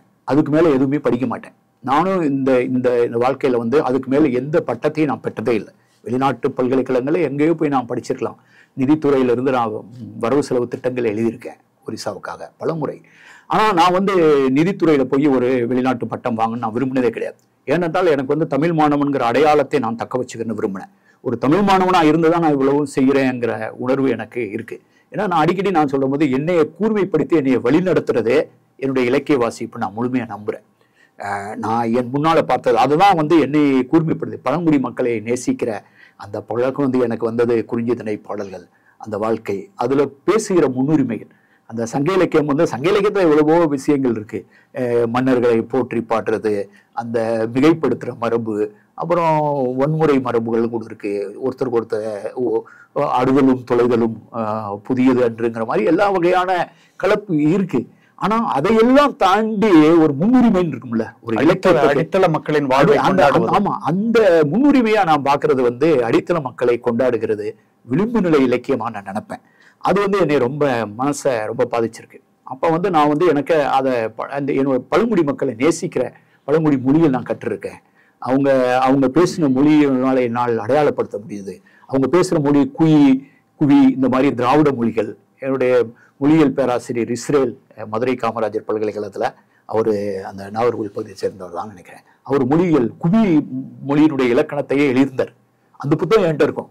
அவர் நம்முடைய பேராசிரியர் எழுதுனதுன்னு படிப்பேன். அந்த மக்கள் பகுதியில் போய் பழக்கும்போது அந்த மொழியை கோயா மொழியை கற்றுக்கிறதுக்கு முயற்சி பண்ணேன். அவர் வந்து எனக்கு அந்த மொழி, மக்களுடைய வாழ்க்கை, நான் படித்த சங்க இலக்கியம் இதோடு தொடர்பு படுத்தி தான் எனக்கு அவங்கள்ட்ட நெருக்கம் ஏற்பட்டது. அதுவே எனக்கு வந்து விரும்பி செய்கிற வேலையாச்சு. எனக்கு திருப்பி பொதுவாக வந்து இந்த சட்டம் ஒழுங்கு பிரச்சனை எல்லாம் நான் ரொம்ப சிறப்பாக கையாளுவேங்கிறதுனால எனக்கு தொடக்கத்தில் வந்து வேலைகள் எல்லாமே இருக்கிற ரொம்ப பிரச்சனையான இடங்கள்ல தான் எனக்கு வேலை போட்டாங்க. அப்போ திருப்பி வரும்போது கூட நான் போய் தான் சந்திச்சு வந்து யாருமே போகாத இந்த பழங்குடி பகுதிகளுக்கு போய் நான் வேலை பார்க்க விரும்புகிறேன் அப்படின்னு சொன்னேன். அப்போ அவங்க வியப்பாக இருந்தாங்க, என்ன எல்லாருமே இங்கே வந்து கட்டக் புவனேஸ்வரில் வேலை பார்க்கணும் தானே விரும்புவாங்க, இங்கே எல்லா வசதி இருக்குது, அந்த பகுதியில் எஸ்டிடி எதுவுமே இல்லாத இடத்துக்கு போகணும்னு சொல்கிறீங்கன்னா அப்படிங்கப்ப நான் அங்கே வேலை பார்க்குறதுக்கு தான் தமிழ்நாட்டிலேருந்து வந்திருக்கேன். நான் படித்தது மதுரையில் படிச்சிருக்கேன். திருப்பி நகரத்தில் தான் இருந்தது. எப்படினாலும் நம்ம திருப்பி செயலர் இந்த மாதிரி தலைமைச் செயலகத்துக்கு வரும்போது எப்படி நீங்கள் தலைநகரத்தில் தான் இருப்பீங்க. இந்த தொடக்க காலத்தில் வந்து நிறைய இடங்கள்ல நீங்கள் மைல் கணக்கில் நடந்து போக வேண்டியிருக்கும் ஒரு கிராமத்தை அடைகிறதுக்கு. சில நேரங்களில் இடையில வந்து பெரிய காட்டாறு ஓடையெல்லாம் வரும். நீங்கள் போட்டிருக்க உடையெல்லாம் கலட்டி உள்ளாடையை தவிர மீதி எல்லாத்தையும் தலையில் வச்சுக்கிட்டுலாம் நடந்துருக்கும். அதை தாண்டி தான் நீங்கள் அதை கறந்து போய் திருப்பி பேண்ட்டை போட்டுட்டு நீங்கள் நடக்கணும். அதை நான் எப்பவுமே அந்த மாதிரியான இடங்களுக்கு இது வரைக்கும் போகாத இடங்கள் அப்படிதான் நான் கேட்பேன். இது வரைக்கும் யாருமே போகாத கிராமங்களை சொல்லுங்கன்ட்டு. அப்போ போனீங்கன்னா சுதந்திரம் அடைஞ்சு யாருமே வரலைம்பாங்க. அது நான் சொல்றது 86ல் ஒரு ஒரு ஒரு பகுதியை ஐடென்டிஃபை பண்ணி யாருமே போகலைன்னு சொல்லுவோம். அந்த இடத்துக்கு கிட்டத்தட்ட ஒரு 7 மலை தாண்டின்னு நம்ம கதையெல்லாம் சொல்லுவாங்களே, அது மாதிரி தான் 7 மலையை தாண்டி தான் போக வேண்டியது. போய் சேர்றதுக்கு 6 மணி நேரம், திரும்பி வர்றதுக்கு 6 மணி நேரம், 12 பேனர் நடந்து ஒரு 45 நிமிஷம் தான் அந்த 3 கிராமத்தில் இருந்தேன். திருப்பி அது 2016 செய்திக்கு வருது, திருப்பி பட்டினிச்சாவன்ட்டு. அப்புறம் விசாரிக்கும் போது சொல்றாங்க, கடைசியா ஒருத்தர் 1986 ஒரு IAS ஆஃபீஸர் போயிருக்காரு, அதுக்கு பின்னால யாருமே போகலைங்க. அது 2016. அப்ப திருப்பி நம்ம போயிட்டு வந்ததுனால யாரு போகலைங்கும் போது ஓய்வு பெறதுக்கு முன்னால அந்த கிராமத்துக்கு போய் தான் நான் ஓய்வு பெறணும்னு முடிவு பண்ணேன். ஏன்னு கேட்டீங்கன்னா அப்பெல்லாம் எங்களுடைய பொசிஷன் மாறிடுச்சு. நீங்க முதல்ல வந்து ஒரு சப் கலெக்டரா இருக்கும்போது யாரோ கொடுக்குற அலாட்மெண்ட் அதிகபட்சம் நீங்க வேட்டி துணிமணி தான் கொடுக்க முடியும் உங்கள்ட்ட இருக்கக்கூடிய பவர் வச்சு. நான் ஒரு 2016 நான் ஒரு நிதித்துறை செயலாளரும் வளர்ச்சி ஆணையராக இருக்கும்போது ஒரு திட்டத்துக்கு வந்து ஒரு 500 கோடி 1000 கோடி ஒதுக்குறதுக்கு அந்த திட்டமிடுதலுக்கான பொசிஷனுக்கு வந்துடும். அப்ப இந்த ஒரு கிராமம் என் கண்ணில் பட்டுருச்சு. அந்த கிராமத்துக்கான ரோடு போறதெல்லாம் அதுக்கு தீர்வு இருக்குன்னு சொல்லப்ப இந்த வனத்துறை அதிகாரிகள்லாம் வந்து 1000 கருத்து சொல்லுவாங்க. இது வருது, அது வருது, இங்க போகுது, மரத்தொட்டன. அவங்கள்ட்டே பொறுப்பை கொடுத்து இந்த கட்டாயம் இந்த சாலையை போடணும்னு சொல்லி அங்க பள்ளிக்கூடம் திறந்து, அங்க அங்கன்வாடி சென்டர் திறந்து, அங்க தண்ணீர் குடி தண்ணீர் வசதியை செஞ்சு அதை போய் திறந்து வச்சுதான் நான் ரிட்டையர்ட் ஆனேன். நான் வந்து முதலில் சென்ற கிராமமும் 1986 சென்ற கிராமத்திற்கு தான் 2018 நான் கடைசியா போய் ஓய்வு பெற்றேன். ஆனா எல்லா வசதியும், ஆனா அந்த ஒரு கிராமத்துக்கு பண்ணிட்டோம், 3 கிராமத்துக்கு. இது மாதிரி எத்தனை கிராமம் இருக்கும்? அப்பதான் அது ஒரு திட்டமாகும். அப்ப அதுக்காக நாங்க ஒரு சர்வே பண்ணோம். அந்த திட்டத்துக்கு வந்து உப்பாந்தஞ்சல் இப்படியாரு, அதாவது தனித்து விடப்பட்ட பகுதி. சில நேரங்களில் வந்து தனித்து விடப்பட்ட பகுதியில ஸ்விபிமான் அஞ்சல் அப்படின்னு ஒரு பகுதி, ஒரு திட்டம் கொண்டு வந்தோம். அது வந்து தனித்து விடப்பட்ட ஒரு அணைக்கட்டுக்குள்ள போய் சிக்கிக்கிட்டது. ஸ்விபிமான் சொன்னா தன்மான கிராமங்கள், சுவாபிமான் அதாவது சுயமரியாதை கிராமங்கள் அர்த்தம். தன்மான கிராமங்கள். அந்த கிராமத்துக்கு வந்து நாங்க வந்து படகுல ஆம்புலன்ஸ் போச்சு, படகுலேயே ஆம்புலன்ஸ். அங்க வந்து முத அங்க இருக்கக்கூடிய மக்களுக்கு வந்து எல்லாருக்கும் செல்போன் வந்து ஒரு திட்டத்தின் மூலமா இலவசமா கொடுத்தோம், அந்த குழந்தைகள் படிக்கிறதுக்கு. ஆக வந்து அது அதுதான் தண்டகாரண்யத்துல இருக்கக்கூடிய பகுதி. நம்ம தண்டகாரண்யம் ராமாயணத்தெல்லாம் படிக்கிற போதெல்லாம் அந்த பகுதி தான் அது. ஆக வந்து இது வந்து அங்க ஒரு பாலம், அரசு ஒரு பாலம் கட்டுச்சு. அந்த பாலத்துக்கு பேர் குருப்பிரியா பிரிட்ஜின் பேர். அந்த பாலத்தை நான் வந்து முதல்ல திறந்து வைக்கும் போது நான் சென்னையில இருக்க வேண்டியதாச்சு. திருப்பி அந்த பாலத்துல கால் வைக்குங்கிறதுக்காக திருப்பி ஹெலிகாப்டர்ல அங்க போய் இறங்கி அந்த பாலத்துல நிற்கும் போதே எனக்கு வந்து வரலாறு தான் யாவும் இருந்தது. இந்த இடம் தான் தண்டகாரண்யம். இந்த இடத்துலதான் நம்ம வந்து ராமாயண கதையெல்லாம் பேசிக்கிட்டு இருக்கோம். அந்த பிரிட்ஜ் வந்து யாருமே கட்டல. அது வந்து நக்சல் பகுதிகள் இருக்கிறதுனால எந்த கான்ட்ராக்டரும் முன் வரல. அப்புறம் வந்து ஒருத்தர் வந்து மிக முயற்சி பண்ணி தான் அந்த பாலம் கட்டப்பட்டது. அந்த பாலம் வந்து இது ஒரு பாலம் இல்ல, அது ஒரு உருவகம். அது ஒரு உருவகம், இட்ஸ் எ மெட்டஃபார். அது வந்து 2 வெவ்வேறு உலகங்களை இணைக்கிற மாதிரி ஒரு வரலாற்று பாலம் மாதிரி எனக்கு தோணும் அந்த குருப்பிரியா பிரிட்ஜ். அந்த பாலத்துல இறங்கி நடந்து போகும்போது, காலத்தில் பின்னோக்கி நடந்து அந்த ராமாயணம் இதிகாசங்கள் பேசுகிற அந்த பகுதியிலிருந்து அந்த பழங்குடி மக்கள்கிட்ட போகும்போது இது ஒவ்வொன்றுமே நம்மளா ஒரு நேரேட்டிவ் நம்ம கிரியேட் பண்ணோம். அப்ப இப்படி கிராமங்கள், அதாவது ஒரு ஆம்புலன்ஸ் போய் ஒரு மக்களை வந்து நம்ம தூக்கிட்டு வரணும். அவங்க வந்து அவங்க தன்மானத்தோடு சுயமரியாதையோடு நடத்தப்படணும். அவங்கள தலையில தூக்கிட்டு வரக்கூடாது. அப்படின்னா வந்து அந்த கிராமத்தை அடையிறதுக்கு படிக்கட்டு போடணும், மலையிலனா படிக்கட்டு போட்டணும். ஆம்புலன்ஸ் போகணும். ஆம்புலன்ஸ் போக முடியாத அல்லது படிக்கட்டு அமைக்க முடியாத கிராமங்கள் எவ்வளவு இருக்குன்னு கேட்டு கிட்டத்தட்ட ஒரு 1500 கண்டுபிடிச்சோம். அப்ப அந்த 1500 கிராமங்களுக்கு சாலை போடுறது நீங்க ஒரு தனி திட்டம். இந்த 3 கிராமத்துக்கு போட்டு பிரயோஜனம் கிடையாது. ஆக இந்த மாதிரியான கூர்மை வந்து எனக்கு சொல்லி கொடுத்தது இலக்கியம் நினைக்கிறேன். வாசிப்பும் இலக்கியம் தான். நான் வேற எதுவுமே படிச்சு கிடையாது. தமிழ் இலக்கியத்தை தவிர நான் வேற எதுவுமே படிச்சது கிடையாது. ஒரு முறை வந்து பேரிடர் மேலாண்மையில நாம எதிர்கொள்ளக்கூடிய முக்கியமான சிக்கல் வந்து வளப்பற்றாக்குறை இல்லை, சரியான நேரத்துல சரியான முடிவை எடுத்து செயலாற்றக்கூடிய அந்த திறன் தான் அப்படிங்கிற ஒரு பாயிண்ட் வந்து நீங்க சொன்னீங்க. ஒரு தனி மனிதனாக, ஒரு அலுவலராக நீங்க வந்து சில விஷயங்கள்ல நம்பிக்கை வச்சிருந்தீங்க, சில விஷயங்களை நீங்க செஞ்சீங்க. நீங்க பேசுறத கேட்கிற மற்ற அலுவலர்களுக்கு இதெல்லாம் வந்து நாங்க வாழ்ற களங்கள்ல எல்லாம் சாத்தியமே இல்லை அப்படிங்கிற ஒரு எண்ணம் கூட உருவாகலாம். இது நீங்க இந்த கேள்விக்கு வந்து நீங்க எப்படி பதில் சொல்லுவீங்க? நான் அப்படி நினைக்கல. நான் எப்படி நினைக்கிறேன்னு கேட்டீங்கன்னா, நாங்க போனப்ப அந்த மாதிரியான ஒரு அவநம்பிக்கை ஏற்படுதுன்னா, நான் வந்து எப்படின்னா ஒரு பாசிட்டிவா எல்லா சூழ்நிலையிலும் வந்து இயங்குறதுக்கான வாய்ப்பை வந்து இந்த சமூகமும் இந்த கட்டமைப்பும் கொடுத்துக்கிட்டு தான் இருக்குன்னு நான் நினைக்கிறேன். ஏன்னு கேட்டீங்கன்னா, அது நீங்க வகிக்கிற பொறுப்புங்கிறது முக்கியம் கிடையாது. இதை வந்து அந்த வகையான அதுக்கு வந்து ஒரு முழு இதை வந்து ஒரு மக்களாட்சிங்கிறது இருக்கு பார்த்தீங்களா? அந்த மக்களாட்சிங்கிறது ஒரு மகத்தான ஒரு அமைப்பு.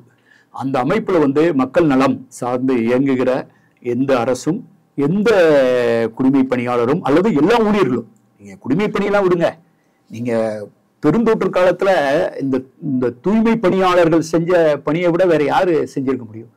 இந்த பொது மருத்துவமனைகளில் இயங்கக்கூடிய அங்க செவிலியர்கள், அங்க இருக்கக்கூடிய மருத்துவர்கள் செஞ்ச தியாகத்தை யாரு செய்ய முடியும்? ஹவுஸ் சர்ஜன்ஸ் அவங்க செஞ்ச தியாகத்தை யாரு செய்ய முடியும்? அப்படிங்கும்போது இந்த பதவி அந்த பதவின்னு கிடையாது. நீங்க வந்து அரசு இயந்திரத்தின் ஒரு பகுதியா நம்ம வந்து அந்த பெரிய இயந்திரத்துல ஒரு உதிரி பாகமா கூட இருக்கலாம். ஆனால் எல்லாருக்கும் அது நான் வந்து நினைக்கிறது வந்து ஒரு சொசைட்டல் உரையாடலை தான் நினைக்கிறேன். ஒரு சமூகத்தினுடைய உரையாடல். இதுல ஊடகத்துக்கு பங்கு இருக்கு.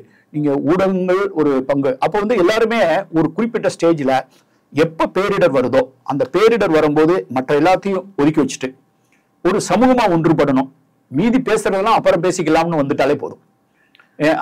அதுக்கான சூழல் வந்து நீங்க வந்து எப்படிப்பட்ட சூழல் உருவாக்கணும்னா, பேரிடர் நேரத்துல வந்து ஒரு பேரிடரை கொடுத்துரும்படியா பேசிக்கிட்டு இருக்கவங்கள ஒரு பேரிடரா மக்கள் நினைப்பாங்கிற பயம் இருந்தாலே போதும். ரொம்ப அருமையான பாயிண்ட். ஏன்னா நீங்க அது பயப்படணுங்க. நீங்க பேரிடர் நடக்கும் போது நீங்க போய் ஒரு பேரிடர்ல ஒரு சமூகம் இருக்கும்போது அதுல போய் நடுவில் வந்து ஒரு பேரிடரை நீங்க பேசிக்கிட்டு இருக்கிறது, குறுக்க மறுக்கா ஓடுறது, இப்படி பேசுறது வந்து மக்களே கோபப்படும்படியான ஒரு சூழல் இருக்கணும். அப்ப அது வந்து ஏன்னு கேட்டீங்கன்னா, அதை செய்யறதுக்கான ஒரே வழி வந்து overwhelming good thing to be deliver. அந்த செய்யற அந்த நற்செயல்கள், அந்த அந்த தலையீடு வந்து ஒரு ஓவர்வெல்மிங்கா அதனுடைய உடல் மொழி, அதனுடைய ஆன்மா, இது எல்லாமே வந்து இருக்கும்போது நான் வந்து இதே மாதிரிதாங்க. அங்க எல்லா இடத்துலையும் இப்படி பிரச்சனை தான். ஒரு பட்டினி சாவுன்னு சொன்னீங்கன்னா வர்ற ஒரு பக்கம் ஃபுல்லா கட்டடம் வரும் 80களில். இது இவர் செத்து விட்டா, இவர் பண்ணிட்டாரு, இது தோற்று விட்டது, எல்லாம் வந்து அரசாங்கத்தை சொல்றதுல இருந்து எல்லாருமே வந்து அவருக்கு வந்து அவங்கவுங்க செட்டில் பண்ணிடுவாங்க. ஒருத்தருக்கு வந்து அந்த கட்டுரை வந்தவர் மூலமா அந்த சட்டமன்ற தொகுதி உறுப்பினரை அவரை காலி பண்றது, அல்லது வந்து மாவட்ட ஆட்சித்தலைவர் மேல குற்றம் சொல்றது, அப்படிங்கிறது எல்லா இடத்துலையும் உள்ளதான். ஆனால் ஒரு குறிப்பிட்ட நேரத்தில் வந்து சொசைட்டி தான் இதை தீர்மானிக்க நினைக்கிறேன். இப்போ வந்து பேரிடர்னு வரும்போது ஒரு சமூகம் ஒன்றுபடும் போது எனக்கு தெரிஞ்ச அளவுக்கு யாருமே வந்து தீமையை விரும்ப மாட்டாங்க. ஏன்னா அந்த தீமைக்கு எதிரான குரல் இருக்கணுங்க. அந்த குரல் வந்து காத்திரமா இருக்கும்போது இந்த ஓவர்வெல்மிங் ப்ரையாரிட்டி இருக்குல்ல, அந்த ப்ரையாரிட்டியை ஒவ்வொரு சமூகமும் உள்வாங்கி வெளிப்படுத்தணும்னு நினைக்கிறேன். அப்படிப்பட்ட ஒரு சமூகம் தான் நம்ம இருந்திருக்கோம். நம்முடைய பழமைய காலத்தை பின்னோக்கி பார்த்தோம்னா அந்த பகிர்தல் அறம், அந்த மாதிரியான சமூக முன்னுரிமைகளை தான் நம்ம வச்சிருக்கோம். அந்த முன்னுரிமையில தான் நம்ம வாழ்ந்துருக்கோம். அதனாலதான் நம்ம வித்தியாசமா இருக்கோம். கல்வி அறிவுலையும் சரி, புரிதல்லையும் சரி, நம்ம வந்து மற்ற மாநிலங்களை விட ஒரு நிலையில் இயங்குவதற்கு காரணமே நம்முடைய வாசிப்பும், நம்முடைய பகுத்தறிவும், நம்முடைய பண்பாடும் மிக முக்கியமான காரணமா நினைக்கிறேன். நான் எப்பயுமே வந்து I am a diehard optimist. அந்த ஆப்டிமிசத்தை நான் என்னைக்குமே விட்டு கொடுக்க மாட்டேன். இல்ல, மிக சரியான ஒரு பார்வை, ஒரு ஆரோக்கியமான பார்வை அப்படின்னு சொல்லணும். உதாரணமா ஒரு பேரிடர் சூழலை சிறப்பாக கையாள்வது என்பது இயல்பான காலங்களில் அரசு அதிகாரிகள் மக்களோடு பேணக்கூடிய உறவை சார்ந்தும் இருக்கிறது. இயல்பான காலங்கள்ல ஒரு நல்லுறவு பேணக்கூடிய, ஒரு பரஸ்பர நம்பிக்கை இருக்கக்கூடிய ஒரு சூழல்ல வந்து ஒரு நெருக்கடி நிலையை கையாளுவது வந்து எளிதாக இருக்கும். பொதுவாக இந்த மக்களுக்கு சேவை செய்வதற்காக நாம் பணியமர்த்தப்பட்டிருக்கிறோம் என்கிற பார்வை அதிகாரிகளுக்கு இருக்கிறதா அப்படிங்கிற ஒரு கேள்வி மக்கள் தரப்புல இருக்குது. ஒரு பேரிடர் நெருக்கடி வரும்போது மீட்பு, நிவாரணம், மறுவாழ்வு, மறுகட்டுமானம், இந்த விஷயங்களுக்கெல்லாம் உரிமை கொண்டவர்கள் மக்கள். அதை கொடுப்பது வந்து கருணை அல்ல, பிச்சை அல்ல அப்படிங்கிற ஒரு புரிதல் வந்து பொதுவெளியில தேவை இருக்கு. அது பொதுவெளிக்கு தேவைப்படுவதை விட மக்களுக்கு வந்து அது அந்த உணர்வு வந்து இருக்கணும்னு நினைக்கிறேன். அப்போ வழக்கமாக கட்டளைகளோடும் அறிவுறுத்தல்களோடும் போகிற அலுவலர்கள் செவிகளை திறந்து கொண்டு அங்கே போவதில்லை.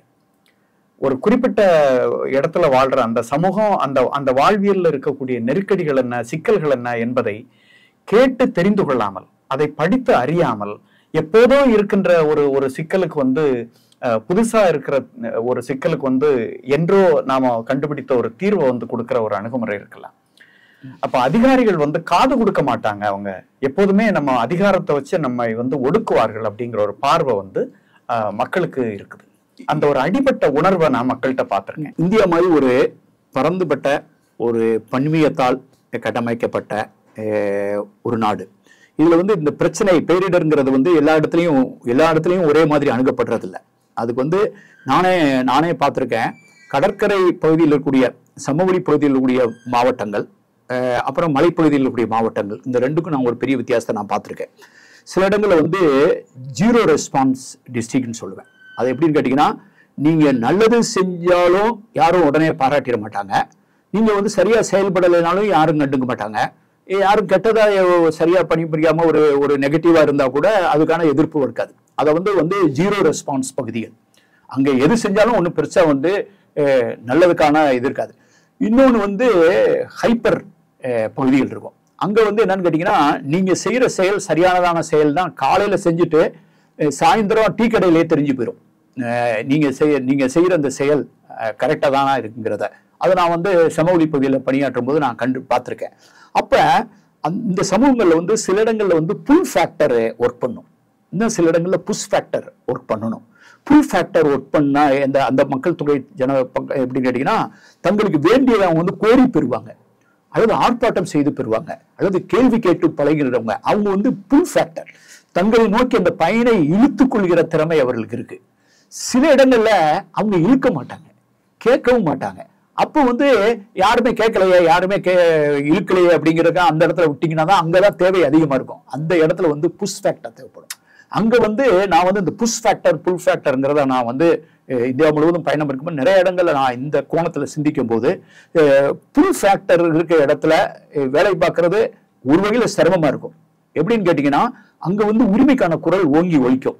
அந்த வகையில வந்து நான் வந்து அதை பாசிட்டிவா தான் பாக்குறேன். இப்ப நமக்கு வந்து ஒரு பேரிடர் நடந்ததுன்னா பெரிய கூக்குரல்கள் அங்க இதெல்லாம் நடக்குது, இப்ப அவங்க இது கிடைக்கல அது கிடைக்கல சொல்றாங்கன்னா அவங்களுடைய எதிர்பார்ப்பும் அதிகமா இருக்கு.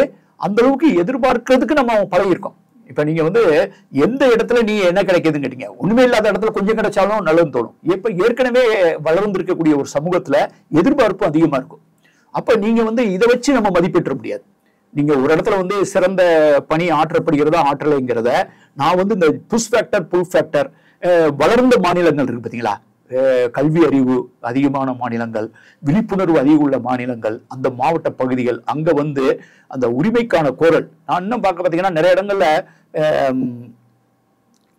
இன்னும் சொல்லா களத்துல இறங்கி அங்க அரசுல இருக்கக்கூடிய தேர்ந்தெடுக்கப்பட்ட மக்கள் பிரதிநிதிகளும் களத்துல இறங்கி வேலை பார்க்கறத சூழல் நான் வந்து தொலைக்காட்சியெல்லாம் பார்த்திருக்கேன். அதுவே ஒரு நல்ல சைன், அது ஒரு நல்ல குறியீடா நான் பார்க்கிறேன். இல்லைன்னு சொன்னா இப்ப நீங்க தூத்துக்குடி அந்த பகுதியில் இங்க சென்னையில இருந்த வெள்ளம்லாம் பார்த்தோம். நீங்க டிவியில பார்க்கும்போது எல்லாருமே ஃபீல்டுல இருக்கிறாங்க. அந்த ஃபீல்டில் இருக்கிறவங்க வந்து அரசியல் சார்ந்தவங்க இருக்காங்க, தேர்ந்தெடுக்கப்பட்ட பிரதிநிதிகள் இருக்காங்க, அதிகாரிகள் இருக்காங்க, திரைப்படத்துறையை சேர்ந்தவங்க போய் வேலை பார்க்குறாங்க, எல்லாம் பல வகையிலையும் தன்னார்வலர்கள் பயங்கரமா வேலை பார்க்குறாங்க.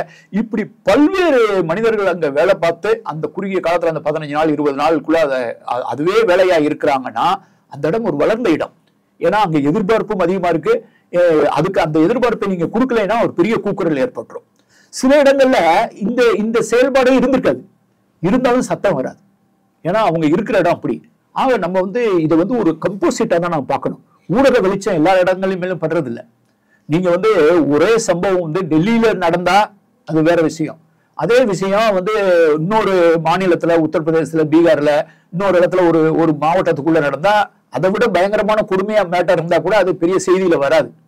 அப்ப ஒரே கொடுமை எந்த இடத்துல நடக்கிறங்கிற பொறுத்து நீங்க அந்த ஆங்கில ஊடகங்கள்லாம் அதெல்லாம் பெருசு பண்ணுவாங்க.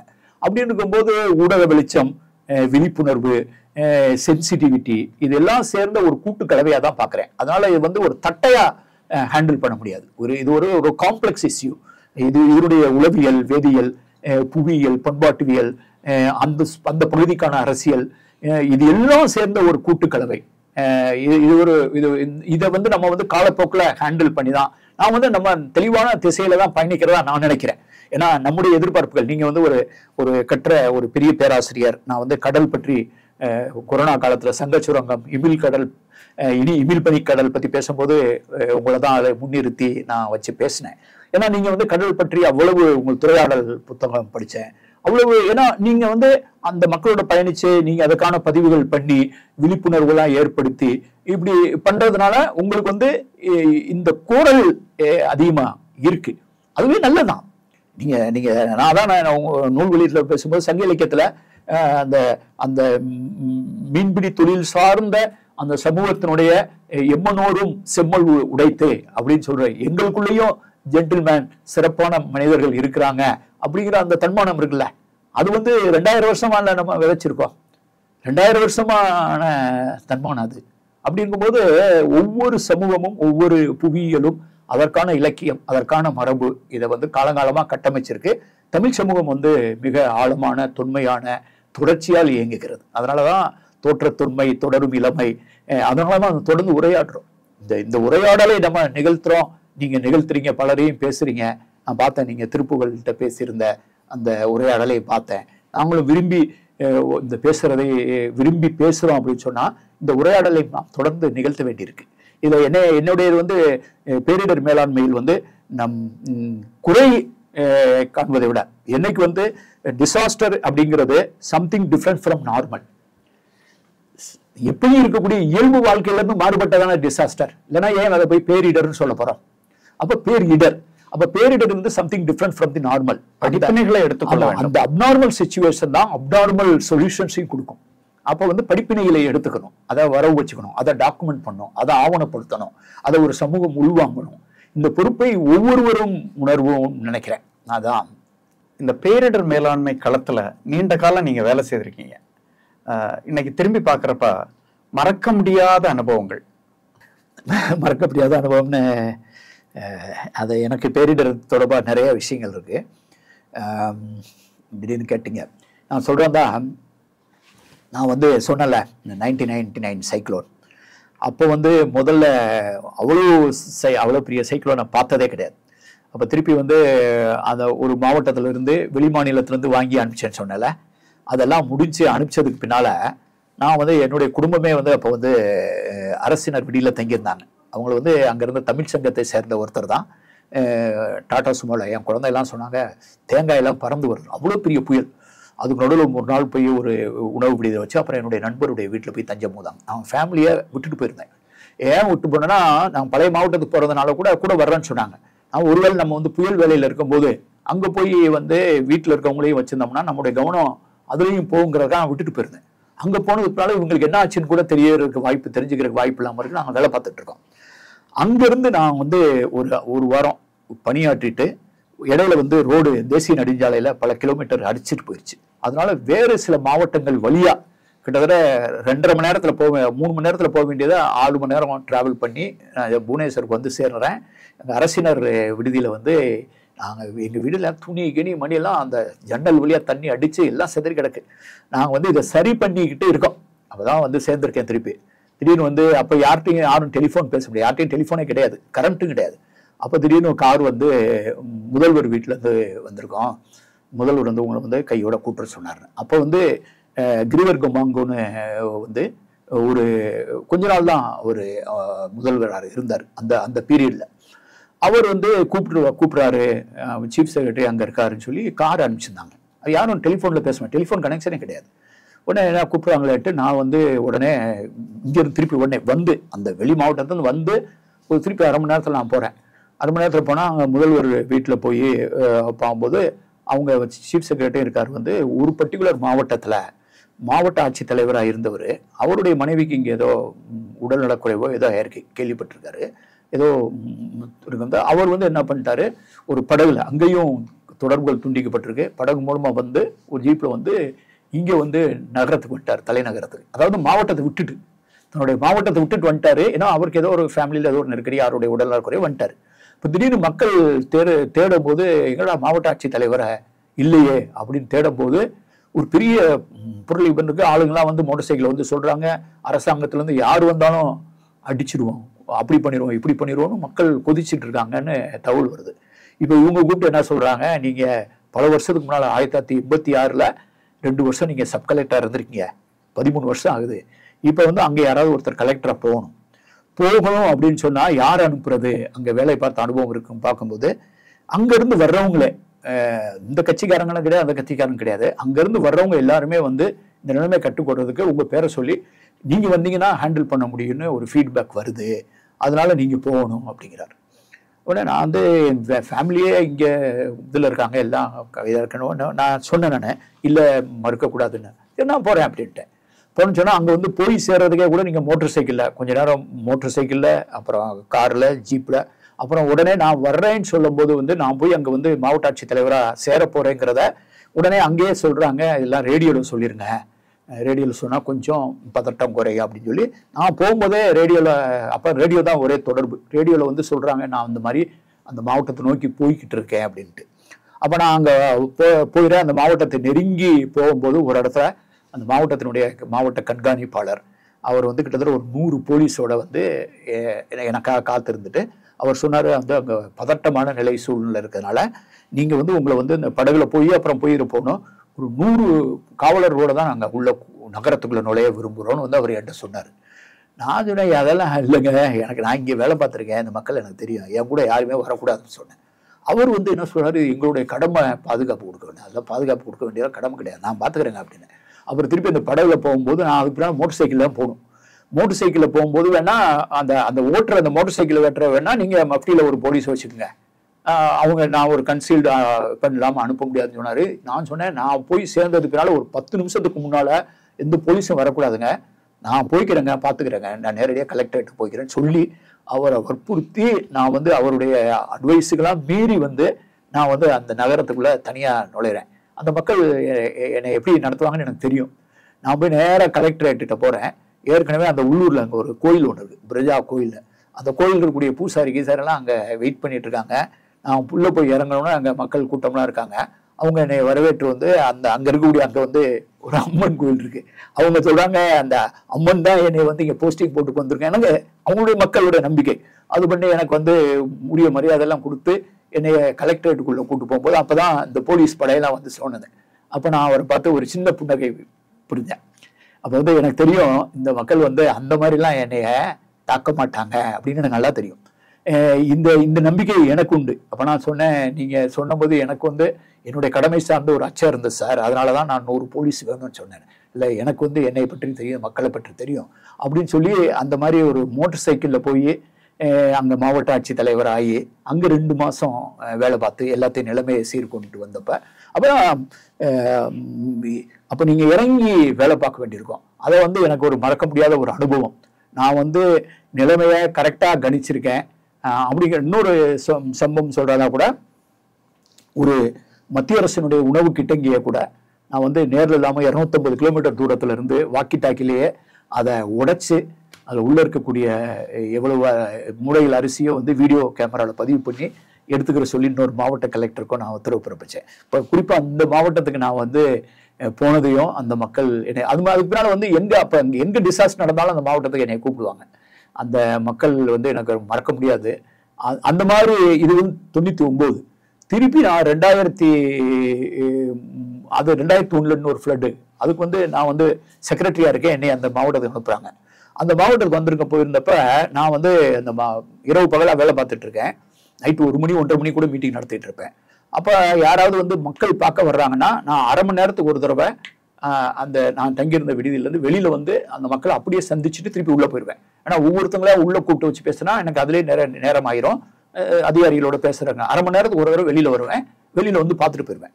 அப்போ அந்த மாதிரி ஒரு அரை மணி நேரத்துக்கு போனதுனால திடீர்னு என்னுடைய உதவியாளர் வந்து சொன்னார், ஒரு கிராமத்துலேருந்து பீப்புள் வந்திருக்காங்க, அவங்க வந்து உங்களை பார்க்கணுங்கிறாங்க. இப்போ தானே ஒரு அரை மணி நேரத்து வரைக்கும் தானே பார்த்துட்டு வருவேன். இல்லை, அவங்கள்ட்ட எதுவும் மனுவோ எந்த புகாரோ இல்லையா, சும்மா பார்க்கணுங்கிறாங்க, அதனால அரை மணி நேரம் காக்க வைக்கிறாம உடனே பார்த்துட்டா நல்லதுங்கிறாங்கன்னு. நான் வந்து சரி என்னடா சொல்கிறாங்கன்னு சொல்லிட்டு வெளியில் வந்தேன். இருந்தாலும் நான் நினச்சது வந்து இவங்களுக்கு ஏதோ ஒரு குறை இருக்குது, பெட்டிஷன் கொடுக்க வந்திருக்காங்க, அதை காத்திருக்க விரும்பாமல் கூப்பிட்றாங்கன்ட்டு வெளியில் போய் அவங்கள்ட்ட பேசிகிட்டு இருந்தேன். பேசிகிட்டு இருக்கும்போது அவங்க திருப்பி வந்து பார்த்துட்டோன்னு சொல்லிட்டு, நீங்கள் தமிழ்நாட்டுக்காரருன்னு தெரியும், 86ல் பல வருஷத்துக்கு முன்னாலே நீங்கள் இங்கே சப் கலெக்டராக இருந்தீங்க, அப்புறம் இந்த சைக்ளோன் அப்போ நீங்கள் கலெக்டராக வந்தீங்க, திருப்பி இந்த ஃப்ளட்டுக்கு வந்திருக்கீங்க, அதனால் நான் எங்கள் ஊரில் நாங்கள் வந்து ஒரு தமிழ்நாட்டை சேர்ந்தவர், அவரை வந்து அப்படின்னு நாங்கள் பேப்பரில் பார்த்துருக்கோம், டிவியில் பார்த்துருக்கோம், நேரில் எப்படி இருப்பீங்கன்னு பார்க்கணுன்னு நாங்கள் முடிவு பண்ணோம், அதனால வந்தோம் அப்படின்னாரு. ஒரு 10-12 பேர் இருக்கு, என்ன நேரில் போய் பார்க்கணும்னு சொல்கிறாங்களே அப்படின்னு சொல்லிட்டு பேசிட்டு, சரி ஏதாவது வந்துட்டீங்க, ஏதாவது பெட்டிஷன் தான் கொடுங்கன்னு. சார், பெட்டிஷன்லாம் நாங்கள் வரல சார், நாங்கள் பெட்டிஷன் கொடுக்குறக்கே வரல, நான் உங்களை பார்க்க வந்தோன்னு சொல்கிறேன், நீங்கள் எங்கள்கிட்ட பெட்டிஷன் கேட்குறீங்க அப்படின்னாங்க. அவங்க என்னடா பார்க்க வந்தோன்னு சொல்கிறாங்க. திருப்பி வண்டியில் ஏற போனாங்க. அது ஒரு டிராக்ஸ் வண்டி, ஒரு 10-12 பேர் உட்காரலாம், பெரிய வண்டி. அதில் உட்கார போகும்போது என்ன, எந்த ஊர்லேருந்து வண்டியெலாம் எடுத்துகிட்டு வந்திருப்பீங்க போல இருக்கு அப்படிங்கவும் அவர் ஒருத்தர் நின்று சொன்னார், இந்த வண்டி வாடகை இவ்வளவு சார், நாங்கள் ஒவ்வொருத்தவங்களும் 50 ரூபா போட்டு நாங்கள் ஃபண்டு கலெக்ட் பண்ணி இந்த வண்டியை வாடகைக்கு எடுத்துகிட்டு உங்களை பார்க்க வந்தோன்னு சொன்னாங்க. எனக்கு உண்மையிலேயே என்ன செய்யறதுன்னு தெரியல. எனக்கு ஒரு பெரிய விருது கொடுத்துருந்தா கூட, அல்லது ஒரு பெரிய மாபெரும் விருது கொடுத்துருந்தா கூட நான் வந்து அவ்வளவு நெகிழ்ச்சி ஆயிருக்க மாட்டேன். ஒரு மக்கள் வந்து கிராமத்துலேருந்து பார்த்துட்டு போகிறதுக்கு வாடகை வண்டி எடுத்துகிட்டு வந்தாங்க. அதை நான் என்னுடைய தமிழ்நாடு சாலையில் கூட எழுதியிருப்பேன், அதை இதை பற்றி நான் குறிப்பிட்டிருப்பேன். இதுதான் நம்ம தேடினது, சம்பாதிச்சது, மக்கள்கிட்ட இருந்தது, அது மக்கள் எப்படி நடந்துக்கிறாங்க நம்மகிட்டங்கிறது எனக்கு அந்த நிகழ்ச்சி நான் அடிக்கடி நினைச்சுக்கிடுவேன். வாழ்வின் பெருமை வந்து பார்க்கறதுக்கு வாடகைக்கு வண்டி எடுத்துட்டு வந்தாங்க. அவங்க பெட்டிஷன் திருப்பி கேட்டாலும் பெட்டிஷன் இல்லைங்கிறாங்க. கொஞ்சம் கோவப்படப்பட்டாங்க. என்ன சார் நாங்கள் பெட்டிஷன் இல்லைன்னு சொல்கிறோம் அப்படின்னு நாங்கள் பெட்டிஷன் கொடுக்குறக்கா வந்ததா நீங்கள் நினைக்கிறீங்களா? நாங்கள் உங்களை பார்க்க தான் சார் வந்தோம் அப்படின்னு சொல்லிட்டு அப்புறம் வண்டியில் ஏறும்போது நான் கேட்குறேன், வண்டியில் எடுத்து வந்திருப்பீங்க போது அப்போ தான் சொல்கிறாங்க ஆளுக்கு 50 ரூபா போட்டு வாடகை எடுத்துகிட்டு வந்தோம். அது மாதிரி தான் சில விஷயங்கள் மறக்க முடியாத சில நிகழ்ச்சிகளாக இருக்கும். மிக மிக அருமையான ஆழமான உரையாடல்.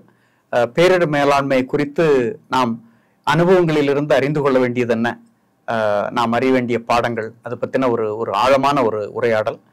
இதில் கலந்து கொண்டு எங்களோடு கருத்து பகிர்வு செய்தமைக்காக உங்களுக்கு நன்றி, வணக்கம். மிக்க மகிழ்ச்சி. நாங்கள் மிகவும் மதிக்கிற ஒரு ஆளுமை நீங்களும் இதை பற்றிய தொடர் பொதுவெளியில் உரையாடிட்டு இருக்கீங்க. இதில் நான் கலந்துக்கிட்டு முதல் முறையாக நான் பேரிடர் மேலாண்மை பற்றி விரிவாக பேசியிருக்கேன். அதை பற்றி தொடர்ந்து எழுதணும்லாம் நிறையா பேர் சொல்லுவாங்க. தேர்தல் மேலாண்மை பற்றி எழுதுவாங்க, பேரிடர் மேலாண்மை பற்றி புத்தகம் எழுதுன்னு சொல்லுவாங்க. என்னை அணுகியும் இருக்காங்க புத்தகங்களுக்காக. ஆனால் நான் இது வரைக்கும் எழுதுனதில்லை. ஏன்னா எனக்கு அதை விட முக்கியமாக சங்க இலக்கியத்தும் சிந்து வெளியும் என்னுடைய வாழ்வினுடைய மிக முக்கியமான பணியாக நான் எடுத்துக்கிட்டதுனால என்னுடைய நேரத்தை செலவிடுறதுக்காக அதில் கவனம் குவிப்பி பண்ணியிருக்கிறதுனால நான் அதை பற்றி இது தனியாக பேசுனதும் கிடையாது, எழுதுனதும் கிடையாது. நீங்கள் இன்னைக்கு பேச வச்சுருக்கீங்க. நன்றி.